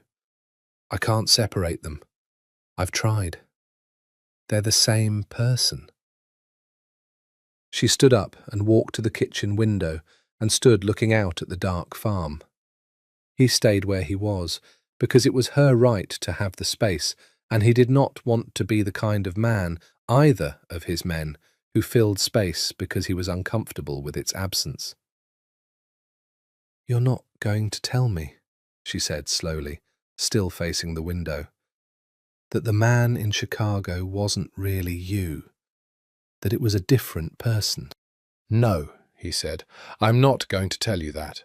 It would be easier if I did. It would be false." She turned around. "I appreciate that," she said, and then, "I'm going to need time." "As much as you need," he said. "I'm not—" She stopped. Her hand came up to the ring on her finger briefly, and he watched this with a stillness that cost him considerably. "I'm not taking this off," she said. "I'm not— I need to think. I need days, maybe more, but I need you to stay. I need you to not disappear." "I won't," he said. "Promise me," she said, and her voice was very clear, "not as whatever you were in Chicago, as the person who spent a year here." "I promise," he said. He meant it with everything he had, which was the only currency he'd ever trusted when it really mattered. She went upstairs. He stayed at the table long after the candles guttered, sitting in the dark kitchen of the woman he loved, holding the full weight of everything he was. The week that followed was the most difficult of his life, both of his lives. He worked the farm as he always had, early mornings, full days, the physical labour that had been his sanity for a year, and that he held to now like a rope in dark water. Clara worked alongside him because the farm didn't pause for emotional reckonings and because she was not the kind of person to stop doing what needed doing while she was thinking. They worked side by side and ate together at the family table and said the practical things that needed saying, and there was a quality to the space between them that he experienced as something physical, a texture like the air before a storm, charged and waiting. Robert Morrow said nothing to either of them. He watched in his quiet way, and his face held the compassion of a man who understood that some things couldn't be helped from outside and would only be damaged by the attempt. Eddie was harder. He came to find Dante in the barn on the third day of the week, and his face had the particular mixture of hurt and anger that belongs to people who feel they've been deceived on behalf of someone they love. "You lied to us," Eddie said, "this whole year." "I didn't know," Dante said, "not until March. But when you did know, 3 weeks, Eddie." He looked at him. 3 weeks since the full picture came back. I told Clara as soon as I had all of it. "You should have told her the moment." "Maybe," he said. "Probably." "I was a coward for 3 weeks. I own that." He held Eddie's gaze. "Everything before that, every day of this year, was real. I didn't know who I was. I was here, completely. That was real." Eddie was angry and trying to be fair to it, and the effort was visible on his young face. "What happens now?" Eddie said. "That's for Clara to say," Dante said, "not me." This surprised Eddie, the lack of deflection, the directness of it. He looked at Dante for a moment, and some of the anger shifted into something more complicated. "Are you going back?" Eddie said. "To Chicago?" Dante looked at the barn floor, looked up. "There's a situation that requires my attention," he said carefully. "There are people who were loyal to me who are in danger because of what Tony Ferrara has done. I have responsibilities there that don't disappear because I've been absent." He paused. "I also have a life here that is the most important thing I've found in either life I can remember. I'm trying to figure out how to honor both of those things." "You can't," Eddie said. "Those two things don't go together." "I know," Dante said quietly. "I know." Clara came to him on the 5th night. He was on the porch. It was his thinking place now, the night farm, the dark fields. And she came out in her jacket and sat in her chair, and he sat in his, and she looked at the stars for a while. "Tell me something," she said finally. "Honestly." "Anything," he said. "The man you were, the one who ran that organization in Chicago, the man who made those decisions." She looked at him. "Is he gone? Or is he just waiting?" He thought about this with the full honesty it required. "He's not gone," he said. "He's me. The memories are back, and I'm both. I can feel him in how I think, in the way I read rooms, in the way I handle problems. Some of it," he paused, "some of it I'm glad to have back. The capacity for that kind of clarity, the strategic thinking. But the cold of it, the absolute zero of it, that part feels—" He stopped again, searched. "Foreign. Like a language I used to speak fluently that I've partially forgotten." "Is that because of the amnesia?" she asked.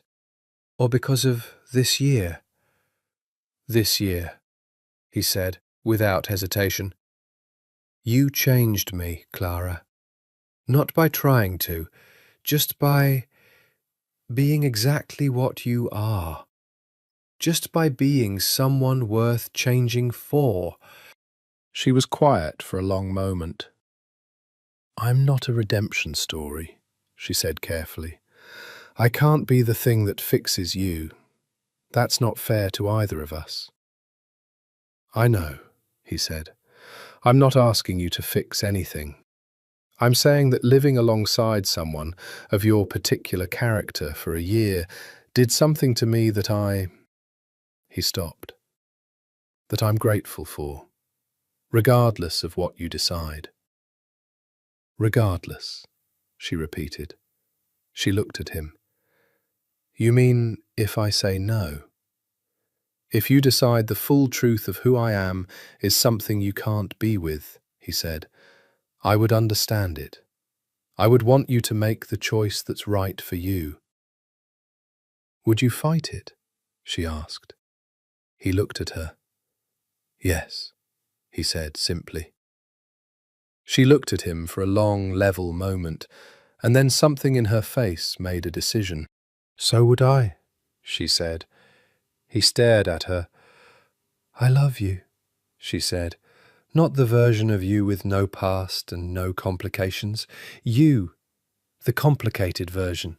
The man who woke up in my grandmother's room and learned to stake tomatoes and stayed. She paused. I'm not saying I'm not frightened. I'm saying I'm choosing anyway. He reached across the space between their chairs and took her hand, and she held it, firmly, the way she did everything. I have to go to Chicago, he said. There are things there I can't leave, people I have responsibilities to. It has to be dealt with. I know, she said. I'm coming back, he said. I know that too, she said. Just come back whole. He held her hand in the dark and thought about what whole might mean for a man who was two men. He didn't know yet, but he intended to find out.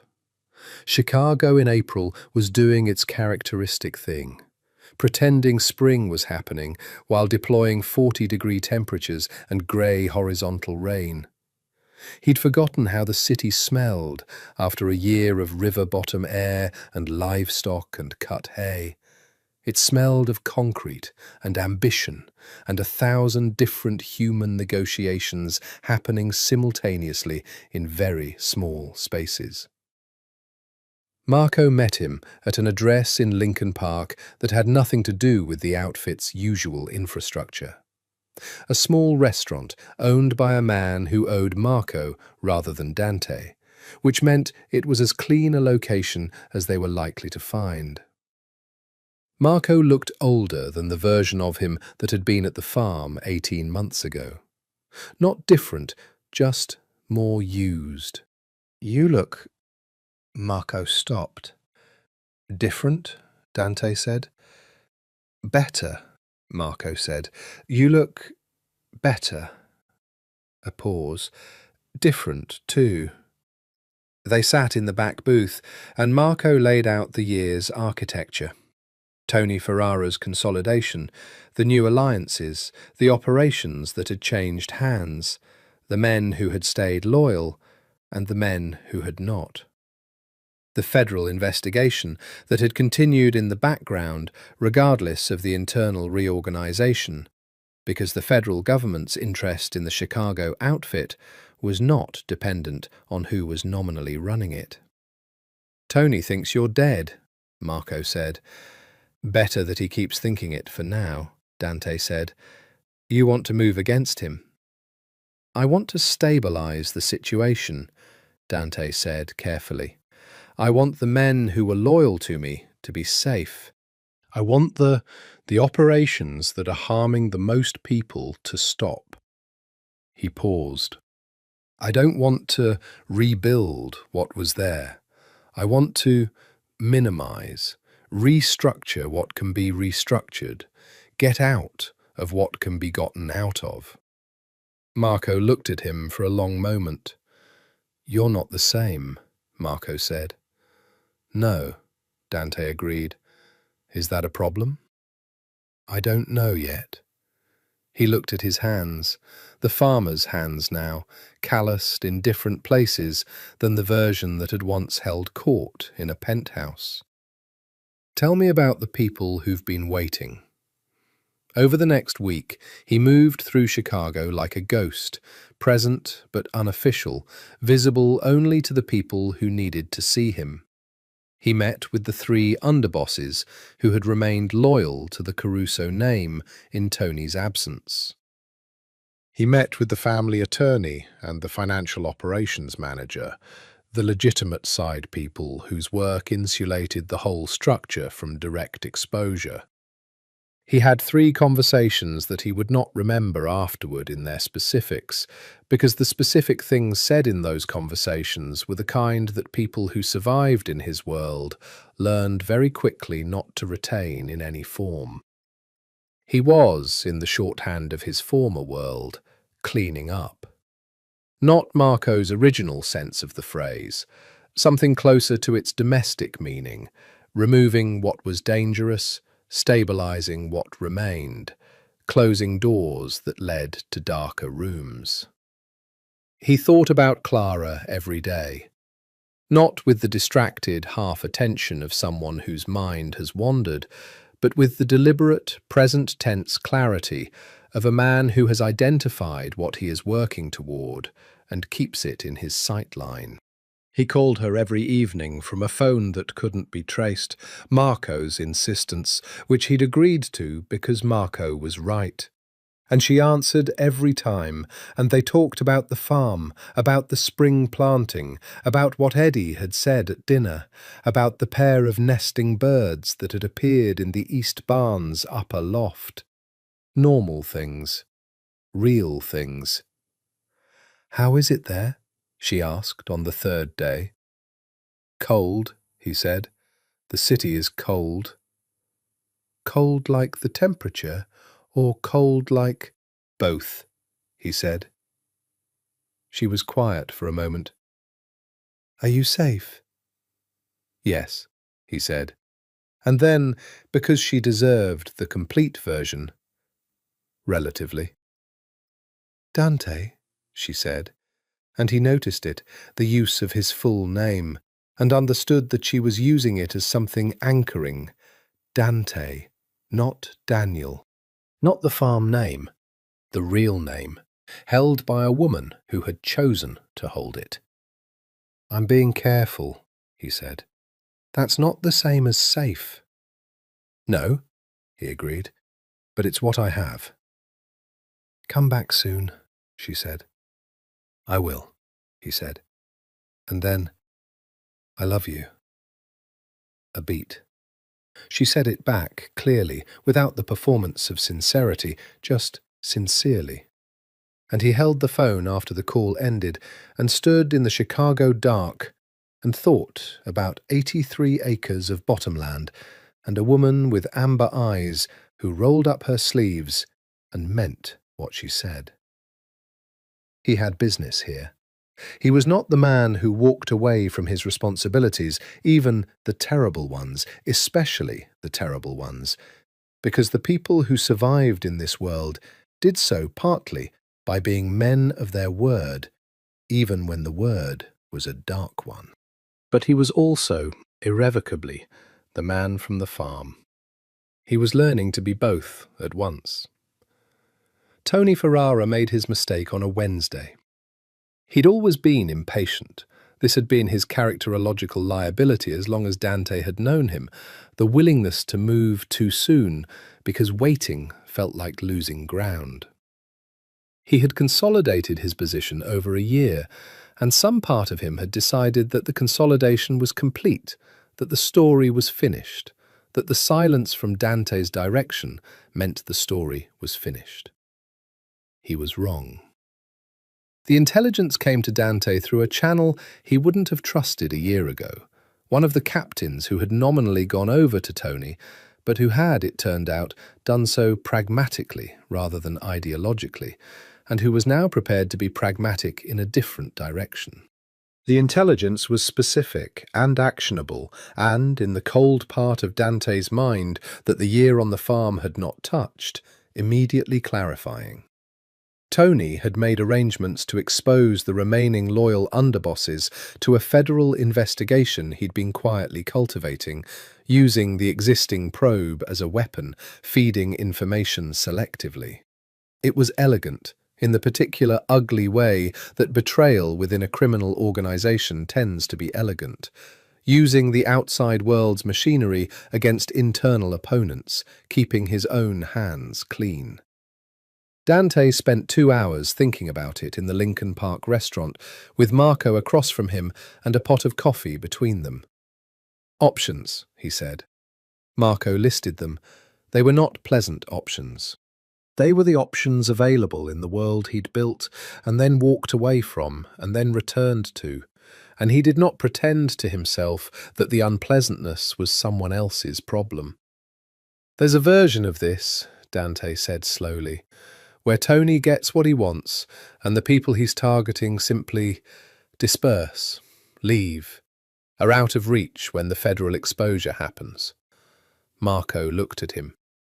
"You're talking about dismantling."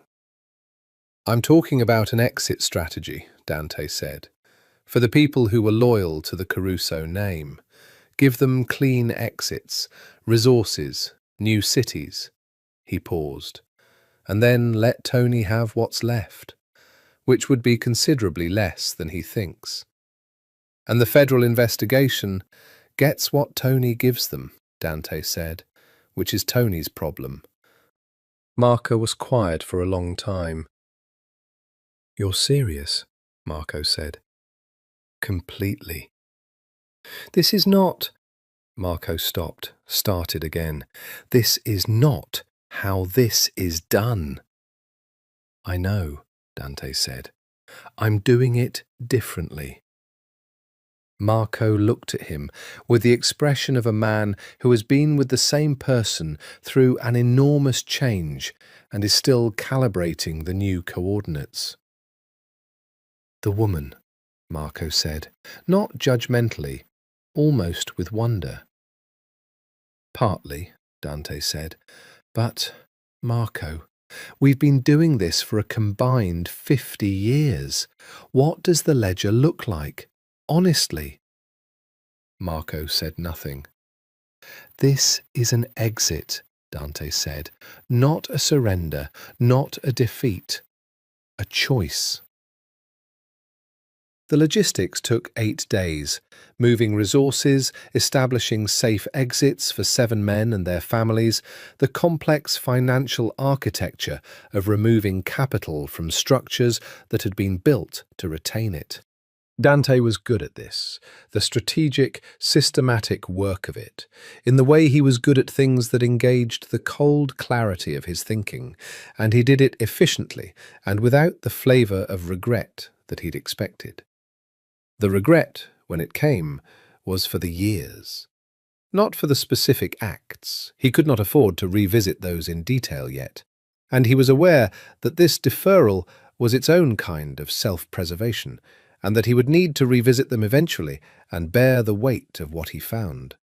But for the years themselves. The years of being the man in the penthouse, looking down at the city through glass. The man who had not known what it meant to eat at a table with people who liked each other, or to work until his body ached with honest labour, or to love someone in the simple, terrifying, daily way of people who have committed to sharing a life. He had missed those years. He had not missed them while he was living his other life, because you cannot miss what you have not yet discovered. But from this side of the discovery, he felt the loss of them. Tony Ferrara was arrested by the FBI on a Friday morning in a sting that drew on information he'd been feeding the agency under the impression that he was using it as a weapon, and that turned out, with the particular irony of this world's comeuppances, to be a weapon aimed at himself. Dante learned this from Marco at 6 in the morning and sat with it quietly for a long time. Then he called Clara. "It's almost done," he he told her. When are you coming home? She asked. The word settled in him. Home. 3 days, he said. Maybe 4. I'll save dinner, she said. In those final days, the city tried to pull him back. This was the thing that he had not fully anticipated, not the resistance from the outside world, which he had planned for, but the gravity of the thing itself. 8 years of being a particular kind of person leaves a mark more like geology than biography. It doesn't sit in the past like a story. It sits in the substrate, in the way you walk into rooms, and the way your eyes find exits, and the way your mind calculates. He sat in the penthouse. Tony's men had been cleared out, and Marco had the key and had brought him there one evening for practical reasons that he'd forgotten the moment he walked through the door. And he stood at the window where he had always stood and looked down at the city. It was night. The rain was back. Michigan Avenue was wet and lit and moving in its eternal, complicated rhythm. He stood there for a long time. He thought about power. He had understood power as a 26-year-old inheriting his father's empire, in the way you understand a tool by learning what it's capable of, comprehensively, without sentiment, focused on application. He had been good with power. He had been very, very good with it. He thought about what power had cost him. Not in the abstract moral sense, though that was real, and the weight of it sat in him now in a way it never had when he'd been the man who stood at this window regularly, but in the specific sense of what had been absent from those 8 years. What the penthouse and the 52 floors and the city below him had been a substitute for. He poured a glass of whiskey. He drank it this time. It was very good whiskey. 40 years old, from a bottle he'd opened once and then preserved for, what? Occasions that had never felt adequate? Moments that never quite earned the particular excellence of the thing. He thought about a woman pouring coffee before dawn in a farmhouse kitchen, the smell of it the first smell of every morning. And the feeling of that.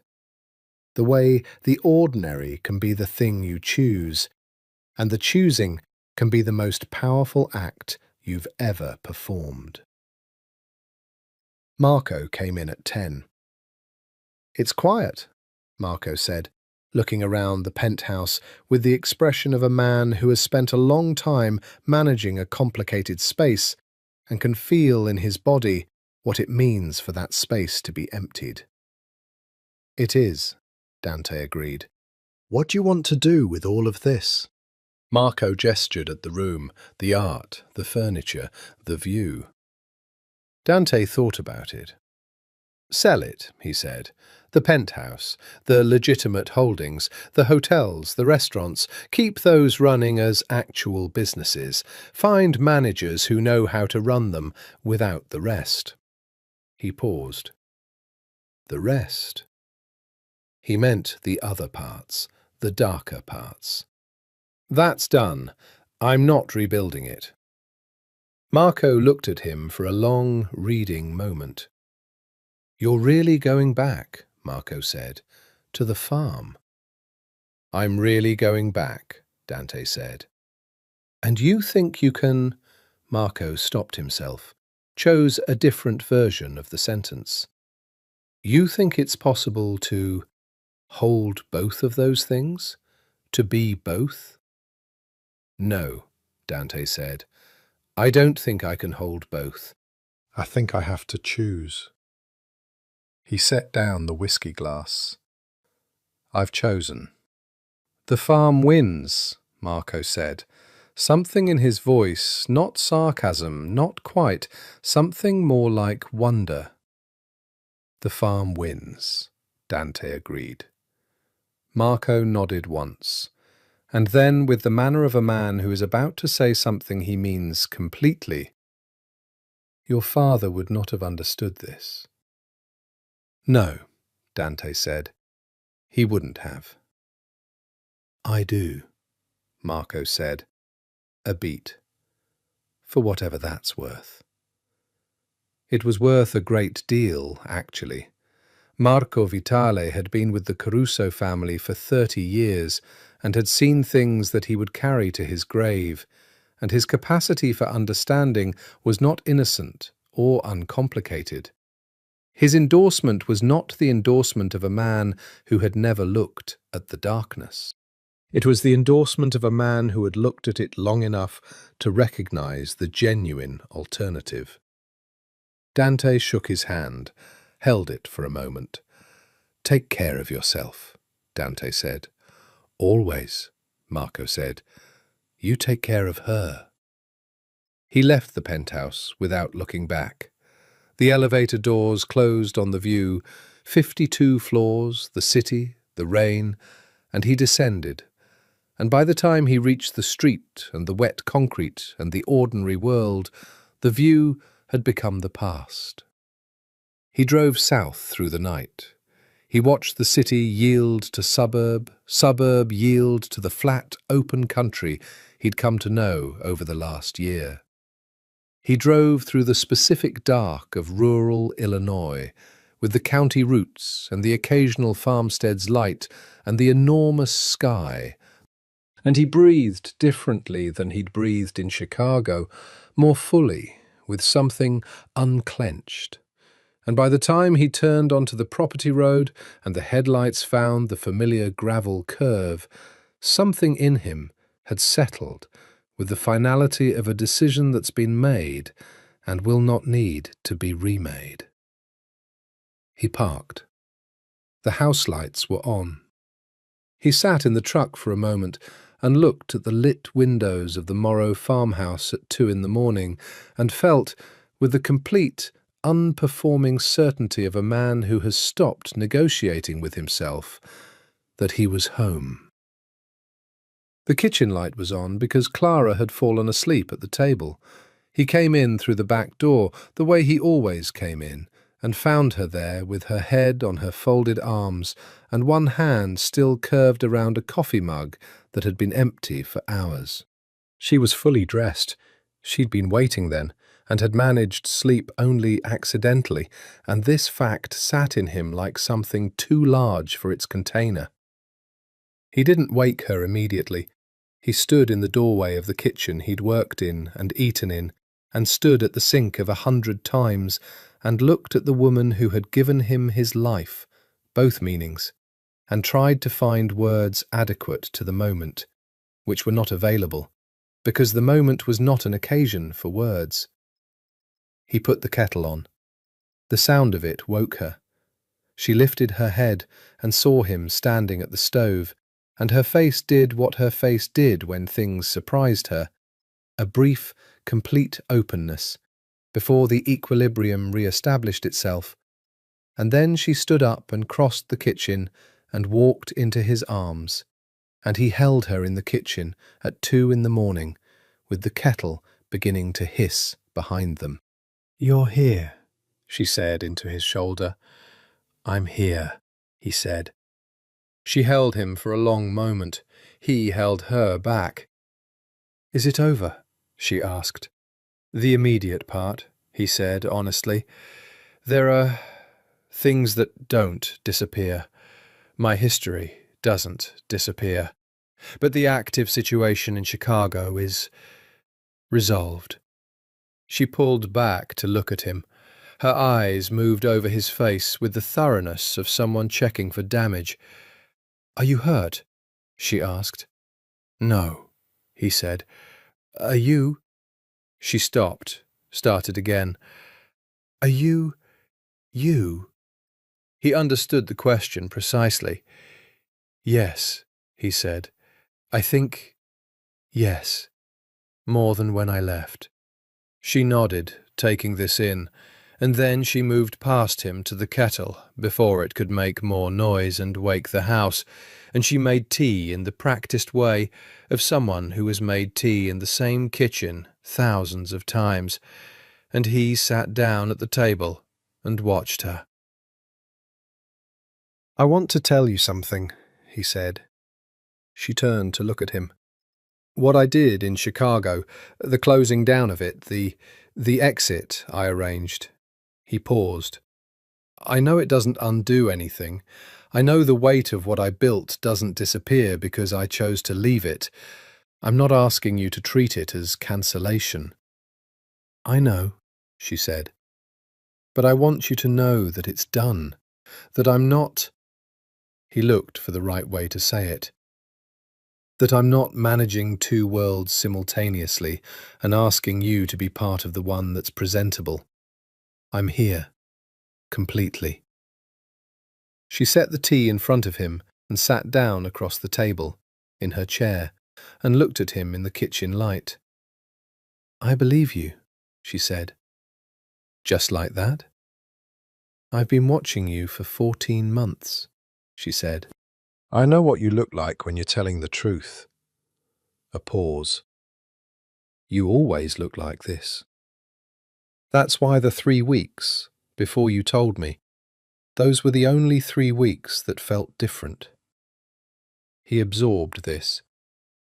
"I'm sorry for those 3 weeks," he said. "I know." She wrapped her hands around her mug. "I know you were afraid. I understood it, even when it hurt." He looked at her across the table. "Marry me," he said. Not again. Not a repeat of the garden proposal. A new one. A more complete one, from the complete version of himself. She looked at him. "You already asked me," she said. "I asked you as Daniel," he said. "A man who didn't know who he was. I'm asking you now as Dante, who knows exactly who he's been and exactly who he wants to be." She was quiet. "Both things," he continued. "Not just the farm version, the full version. The man who has a difficult past and a genuine present and, if you'll have him, a future on this land with you." Clara Morrow looked at Dante Caruso across the kitchen table at 2 in the morning and did what she always did.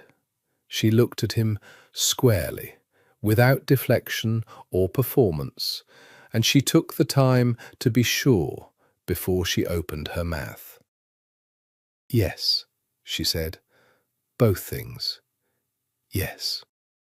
He reached across the table and took her hand, and she laced her fingers through his, and they sat in the kitchen in the particular stillness of people who have arrived at something, who have survived the distance between where they started and where they're sitting, and who are willing to call it worth it. Robert Morrow's voice came from the hallway. "I told Eddie he was here. Eddie owes me $5. Clara covered her smile with her free hand. Dante looked at the hallway, and then at Clara, and then at the ceiling, and then he laughed, fully, without reserve, the laugh of a man who has not laughed like this in a very long time, and the sound of it in the kitchen was the warmest thing he had ever heard himself make. In May, they told the county clerk's office that Dante Caruso wished to marry Clara Morrow. This required explanations. There were forms that needed to be explained away, and identities that needed to be carefully presented, and there were quiet conversations between Dante and a lawyer Marco had arranged, who operated with the precise discretion of someone who had spent a career managing the complicated documentation of people who had reasons for complexity.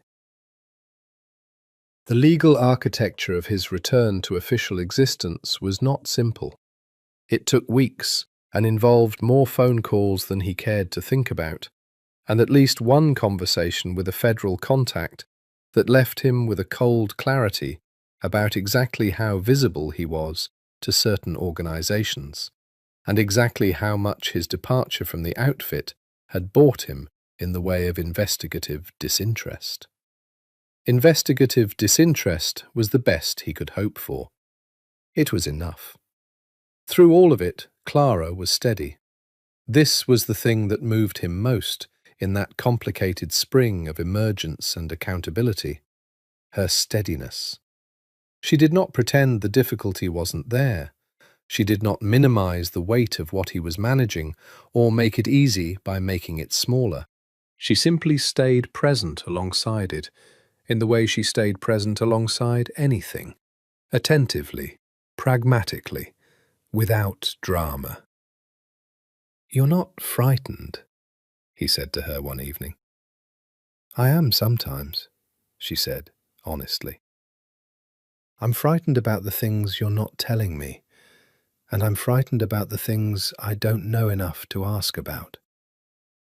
But fear," she paused, "fear's not a reason to stop. Fear's just information." He thought about this. "What does the information say?" "It says I'm doing something real," she said. "Something with stakes. I'm not sure the things worth doing are the ones you're not frightened of." They were married in June. A small ceremony, because neither of them wanted a performance. Robert Morrow and Eddie standing up with them, two of the farm's long-standing neighbours as witnesses. A county judge who performed the service with the brisk sincerity of someone who had married hundreds of people and still meant it. Clara wore a simple dress the colour of cream, nothing extravagant, no veil, her dark hair loose. She carried flowers from the kitchen garden she'd planted herself. Dante stood at the altar, which was really just a spot in the Morrow farm's side yard, under the old oak that had been there since Robert Morrow's father had planted it, and watched her walk toward him on her father's arm, and felt something in his chest complete a circuit that he hadn't known was open. She arrived beside him and looked up at him with the amber eyes. "Hi," she said softly. "Hi," he said. The judge began to speak. He heard the words from somewhere slightly outside himself, aware of them as the scaffolding of the moment rather than its substance. The substance was the woman beside him, and the commitment he was making to her, and the strange and complicated truth that he, Dante Caruso, who had spent 8 years accumulating power over a criminal empire in a penthouse above a city, was standing in a side yard in rural Illinois beneath an old oak tree, marrying a farmer's daughter, and that this was the most significant thing he had ever done. "I do," he said, when it was his turn, clearly, without the pause that might have suggested performance. She said it too. She said it looking at him, not at the judge, and what was in her face was simple and certain and completely itself. Eddie Morrow, beside his father, produced what he later vehemently denied was a tear by blaming it on the afternoon light. After, there was a dinner at the farm, long tables set outside in the June evening, Robert's cooking and the neighbours' contributions, and the bottle of wine that Dante had selected from a case he'd had delivered from Chicago, which Marco had chosen, and which was very good. The evening was warm and clear, and the farm looked like itself at its most essential, the fields green and grown, the structures solid and purpose-built, the evening light falling across everything with the particular generosity of long summer evenings. He sat at the table with Clara's hand in his and looked at the company around him, small, specific, genuine, and thought about the penthouse and the 52 floors and the city below, and he thought, this is the thing you can't build. The other thing, the power, the empire, the organization that can be built, and he had built it, and he knew from the inside exactly what it was, extraordinary and hollow. This couldn't be built. It could only be grown, slowly, over time, from the particular soil of honest work and genuine people, and the willingness to be present in a life rather than to own it. He had found it without meaning to. He had almost lost it through fear. He had come back to it through choice. He raised his glass. "To the farm," he said. Robert Morrow raised his. Eddie Morrow raised his with a grin that was too big to contain. Clara raised hers and looked at him with the smile he loved. "To the farm," she said. The second summer was different from the first. Not in the work was the same, because good land demands consistent attention, and the relationship between a farmer and the land is not one of novelty, but of recurring commitment. The same tasks in the same seasons, approached with whatever you've learned since the last time. But in the texture of his existence on it, he was, in the fullest sense he had yet managed, present. The year before, even in its best moments, even in the barn in the storm, even in the kitchen garden at dawn, there had been a quality of held breath to him, a reservation he hadn't been able to name. The future had felt provisional, contingent on something he couldn't yet see. Now the future felt like the thing that followed naturally from what was here. The farm, the family. The woman who woke before dawn and made coffee and came alive in the pre-dawn hour in a way that he had organized his own mornings around for 15 months now. He found a therapist. This surprised him when he decided it, arrived as a thought one morning in August while he was checking the creek level after a heavy rain, and he examined it from several angles and concluded it was correct. He had spent 1.5 years inside the machinery of his own transformation without any external perspective on it, and there were things in his history that were going to require the kind of attention that neither love nor labour could provide alone.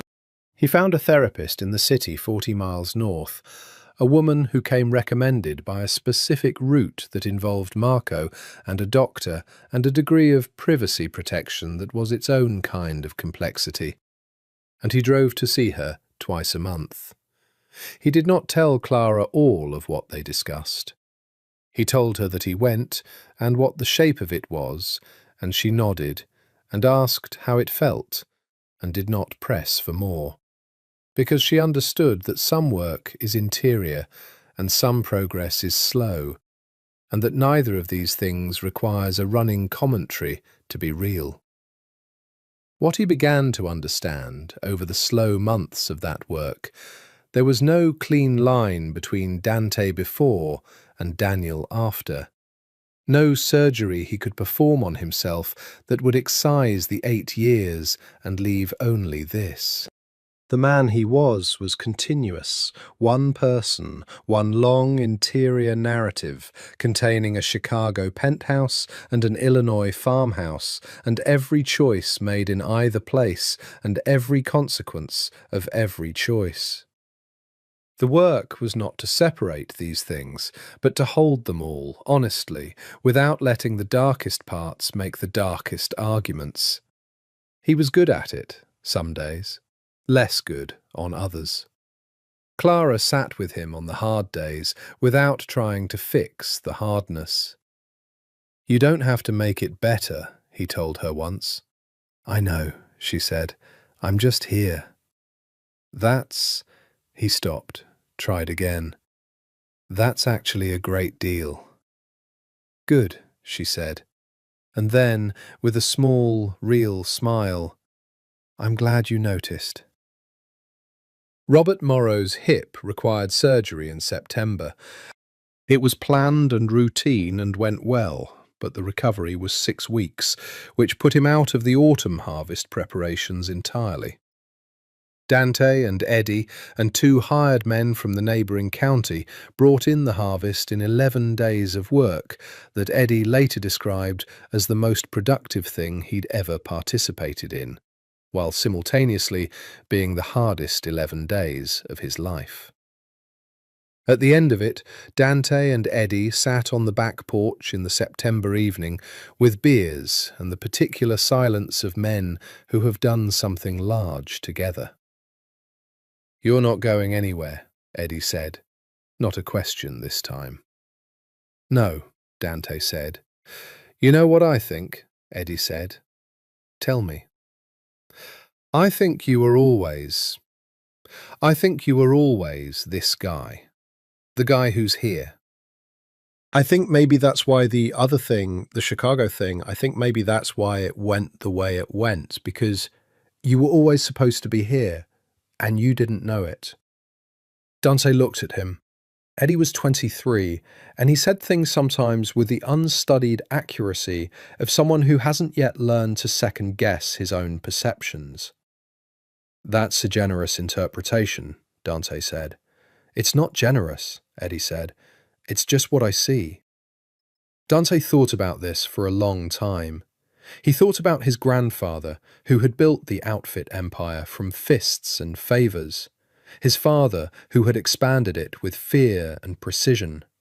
The long inheritance of that, the assumption that the organisation was the destiny, that the Caruso name meant only one thing, and that thing was the penthouse and the 52 floors and the city seen from above.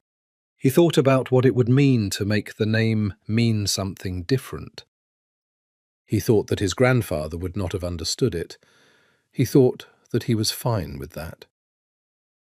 "You're a good kid, Eddie," he said. "I know," Eddie said, without false modesty. They drank their beers in the September dark and listened to the farm settle around them. Inside, he could hear Clara talking to her father, whose voice had the particular lightness it got when he was in a good mood. And Robert Morrow was in a good mood this evening, because the harvest was in, and his family was around him, and the farm was sound, and the hip was healing.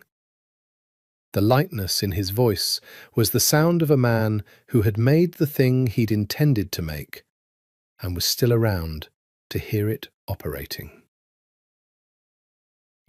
Dante listened to it, and felt something that he had no prior vocabulary for, and that he was learning, slowly, to call contentment. November of the second year came in gently, without October's usual announcement. It was the kind of November that makes you wonder if the season has changed its character, if this year specifically will be different, until the first real cold arrives and clarifies, as it always does, that some things are what they are, regardless of how the early evidence seems. But in the first week, with the light long and golden across the turning fields, and the air carrying the clean cold of autumn without yet its edge, the farm had the quality of something in the process of being appreciated rather than merely experienced. Clara was pregnant. They'd known for 3 weeks, had told her father and Eddie with the particular happiness of good news shared among people who will understand its fullest weight. Robert Morrow had sat very still for a moment, and then had gone and found a bottle of something he'd been keeping in the cabinet above the refrigerator for a specific occasion, and they'd all had a glass, and he had raised his glass to Dante with the expression of a man who has revised all his initial assessments and arrived at something he couldn't have predicted from the starting information. Eddie had hugged his sister, and then shaken Dante's hand, and then changed his mind about the handshake and hugged him instead, which Dante had returned fully, because it was completely warranted. He lay awake some nights thinking about it, about what it meant to be a father, about the inheritance question, not of property or money or organizational structure, but of character. What do you hand down when you hand down yourself? He thought about his own father, the fear and precision, the cold certainty of a man who had understood the world as something to be managed rather than inhabited. The love that existed in that man. Dante was old enough and honest enough to know it had existed, expressed almost entirely in the idiom of power and protection, which was the only idiom available to him. He did not want that inheritance. He thought about Robert Morrow, who got up every day and did what needed doing with a consistent, unostentatious competence, and treated the people around him with an undemonstrative decency that was more reliable than any declaration, who had taken in an unconscious stranger on the word of his daughter and managed the situation with pragmatism and dignity, and not a single moment of self-congratulation. He thought, that is what I want to hand down. He and Clara talked about it. This was new to him still, the talking, the willingness to bring the interior material into the space between them and let her see it in process, rather than only after he'd arrived at conclusions. He'd been learning this slowly, with the same methodical attention he brought to other difficult things, and she'd been patient with the learning. "What worries you?" she asked, one evening in the November warmth, her hand on the new, small roundness of her stomach that he could not look at without feeling something too large for ordinary vocabulary. "Getting it wrong," he said, "in the specific way that's mine, the coldness, the distance." "You're not cold," she said. "I've been cold." "You're not cold with me," she said carefully, "or with Dad, or Eddie anymore." She looked at him. "Do you think that's luck, or do you think it's the choices you're making every day?" He thought about it honestly. "I don't know," he said. "Both." "I think mostly the choices," she said. "I think coldness isn't a character flaw, it's a habit. And you've been practicing a different habit for 2 years now." "2 years isn't a guarantee," he said. "No," she agreed, "but it's evidence." He put his hand over hers, over the small warmth of what was beginning. "I'm going to make mistakes," he said. "I know," she said. "So am I." "And we—" He stopped, tried again. "I want to promise that when I do, I'll be the kind of person who can look at them, who doesn't deflect from them." "I know," she said, and then, "I trust you." He sat with those 3 words. He thought about trust, the currency of this world, the one you spend carefully and never stop auditing. He thought about how Marco had once said trust to him and meant reliability in a specific context under specific conditions. He thought about how Clara said it and meant, I have seen who you are and I'm choosing to believe in what I've seen. These were not the same thing. "Thank you," he said. "You don't have to thank me," she said. "It's not a gift. It's just what's true." The long November light came through the farmhouse windows and made gold of everything. The kitchen, the table, the woman beside him, the hand she had given him to hold. He held it and thought about the 52 floors and the city seen from above, and the glass of whiskey he'd never quite finished, and he thought, I was never looking for what I thought I was looking for. He'd been looking for this. He'd found it in the most improbable way, through violence and its aftermath, through the loss of himself, through the recovery of himself, inside a life entirely unlike the one he'd built. Through a woman who had opened a car door in the dark and looked at an unconscious stranger and seen a situation that needed addressing. He was still here. She was still here.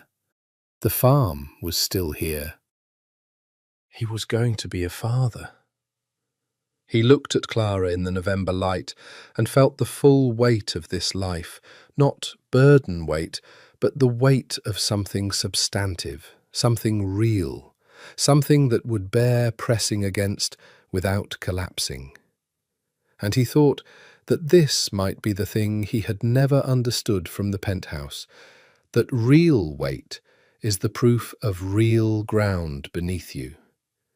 He was on real ground. He was home. Spring came back to the farm the way it always came, with the insistence of something that has never once failed to happen, and therefore carries in it a particular accumulated confidence. The fields turned green, the creek ran fast.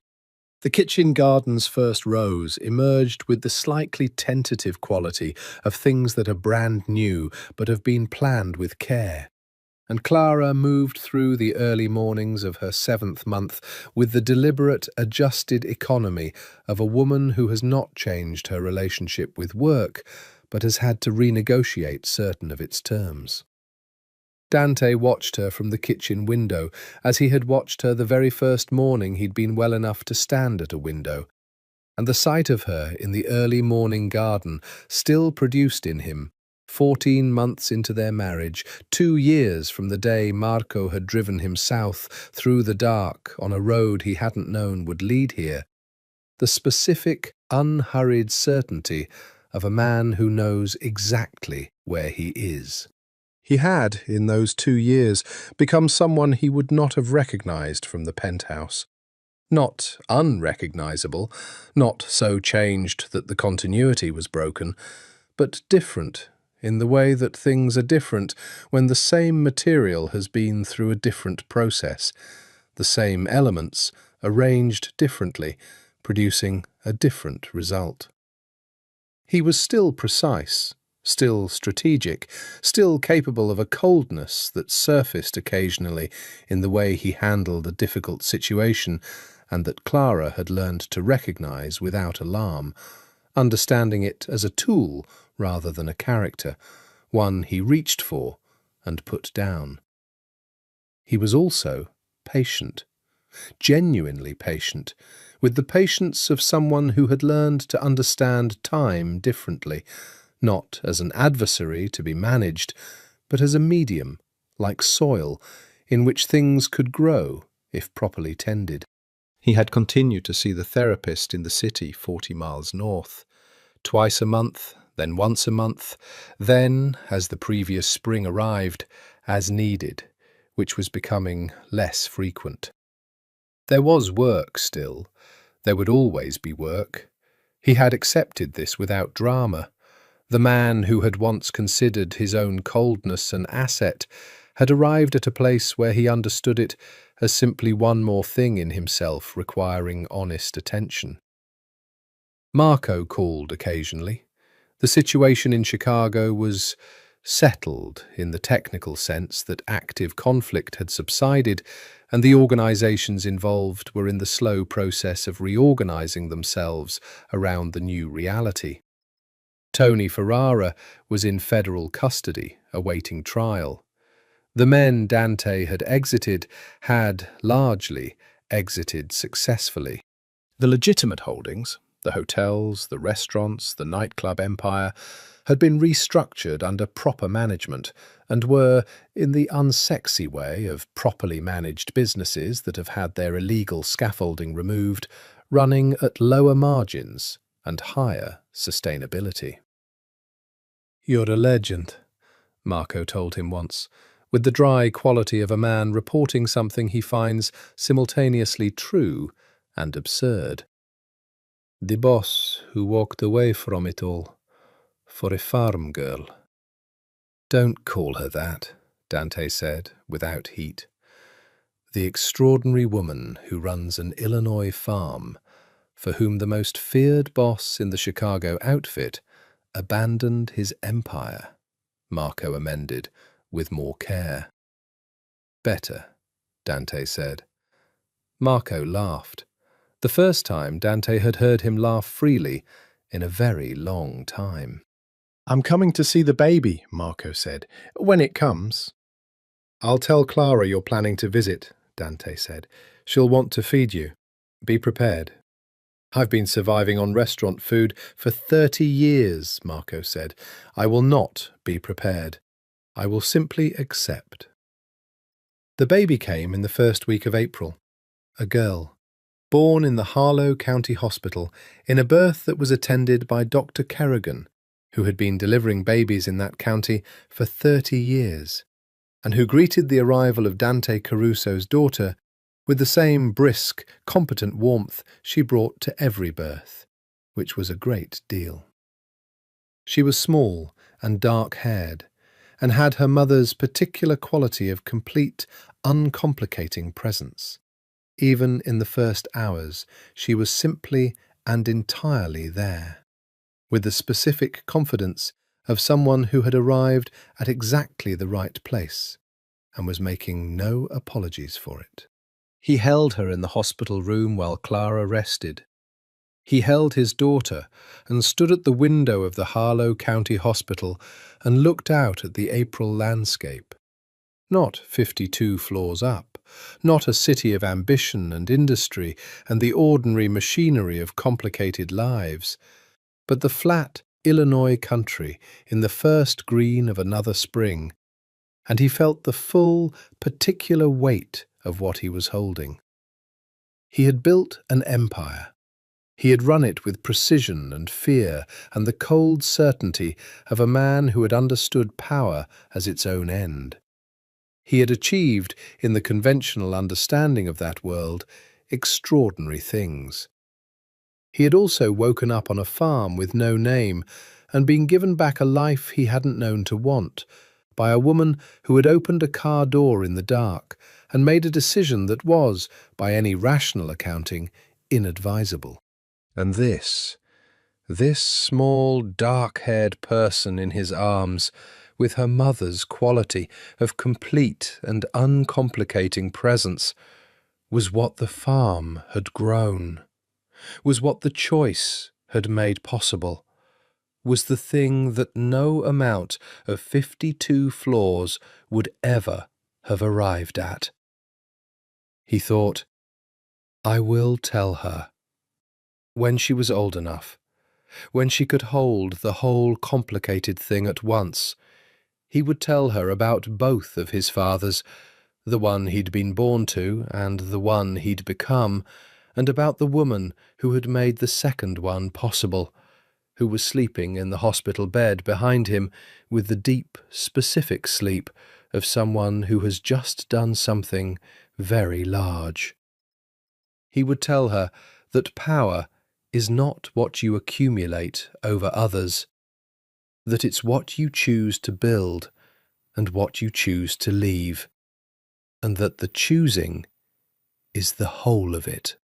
He would tell her that the most powerful thing he had ever done was walk into this life and stay.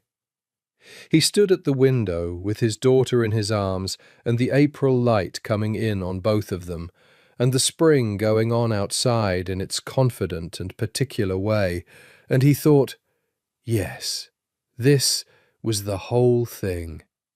This was what remained when everything else had been stripped away and examined and accounted for. This woman, this land, this child, this morning. He went back to the bedside. He sat down beside Clara, who stirred and opened her eyes and looked at him and the baby, with the amber gaze that was, after all this time, still the most honest thing he had ever been looked at with. "Hi," she said. "Hi," he said. "How is she?" "Perfect," he said.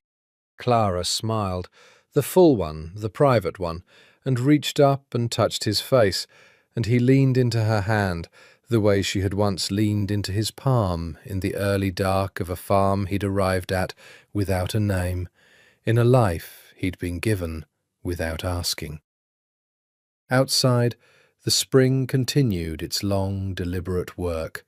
The creek ran, the fields turned green, the farm kept going, the way good farms do, the way good lives do, not by being exempt from difficulty, but by being rooted deeply enough that difficulty is not the last word, only one word in a long and complicated sentence that is still, even now, being written.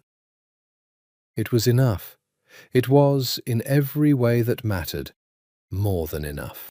2 years after the birth of their daughter, whom they named Rose, for no complicated reason except that it was the right name and they both knew it the moment it was spoken, Marco Vitale drove down from Chicago on a Sunday in October.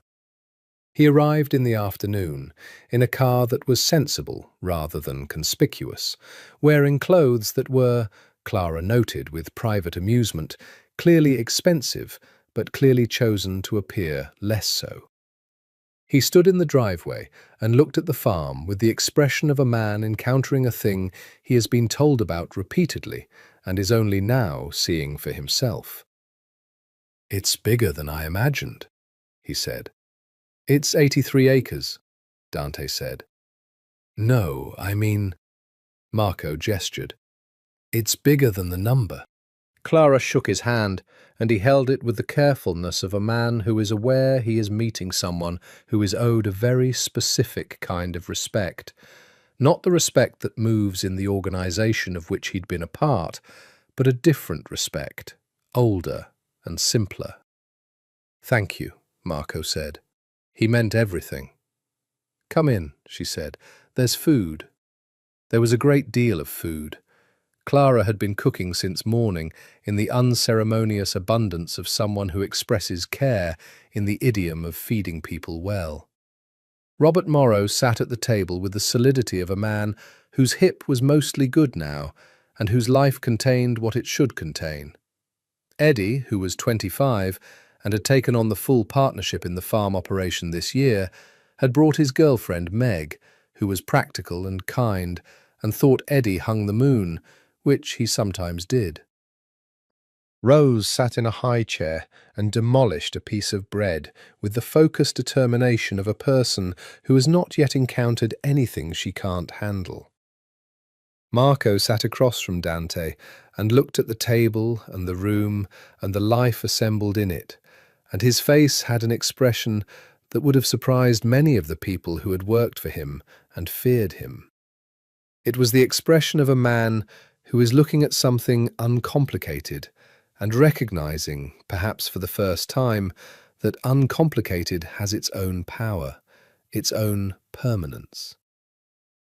After dinner, on the porch, he said, "You made the right choice." "I know," Dante said. "I'm glad you're—" Marco paused.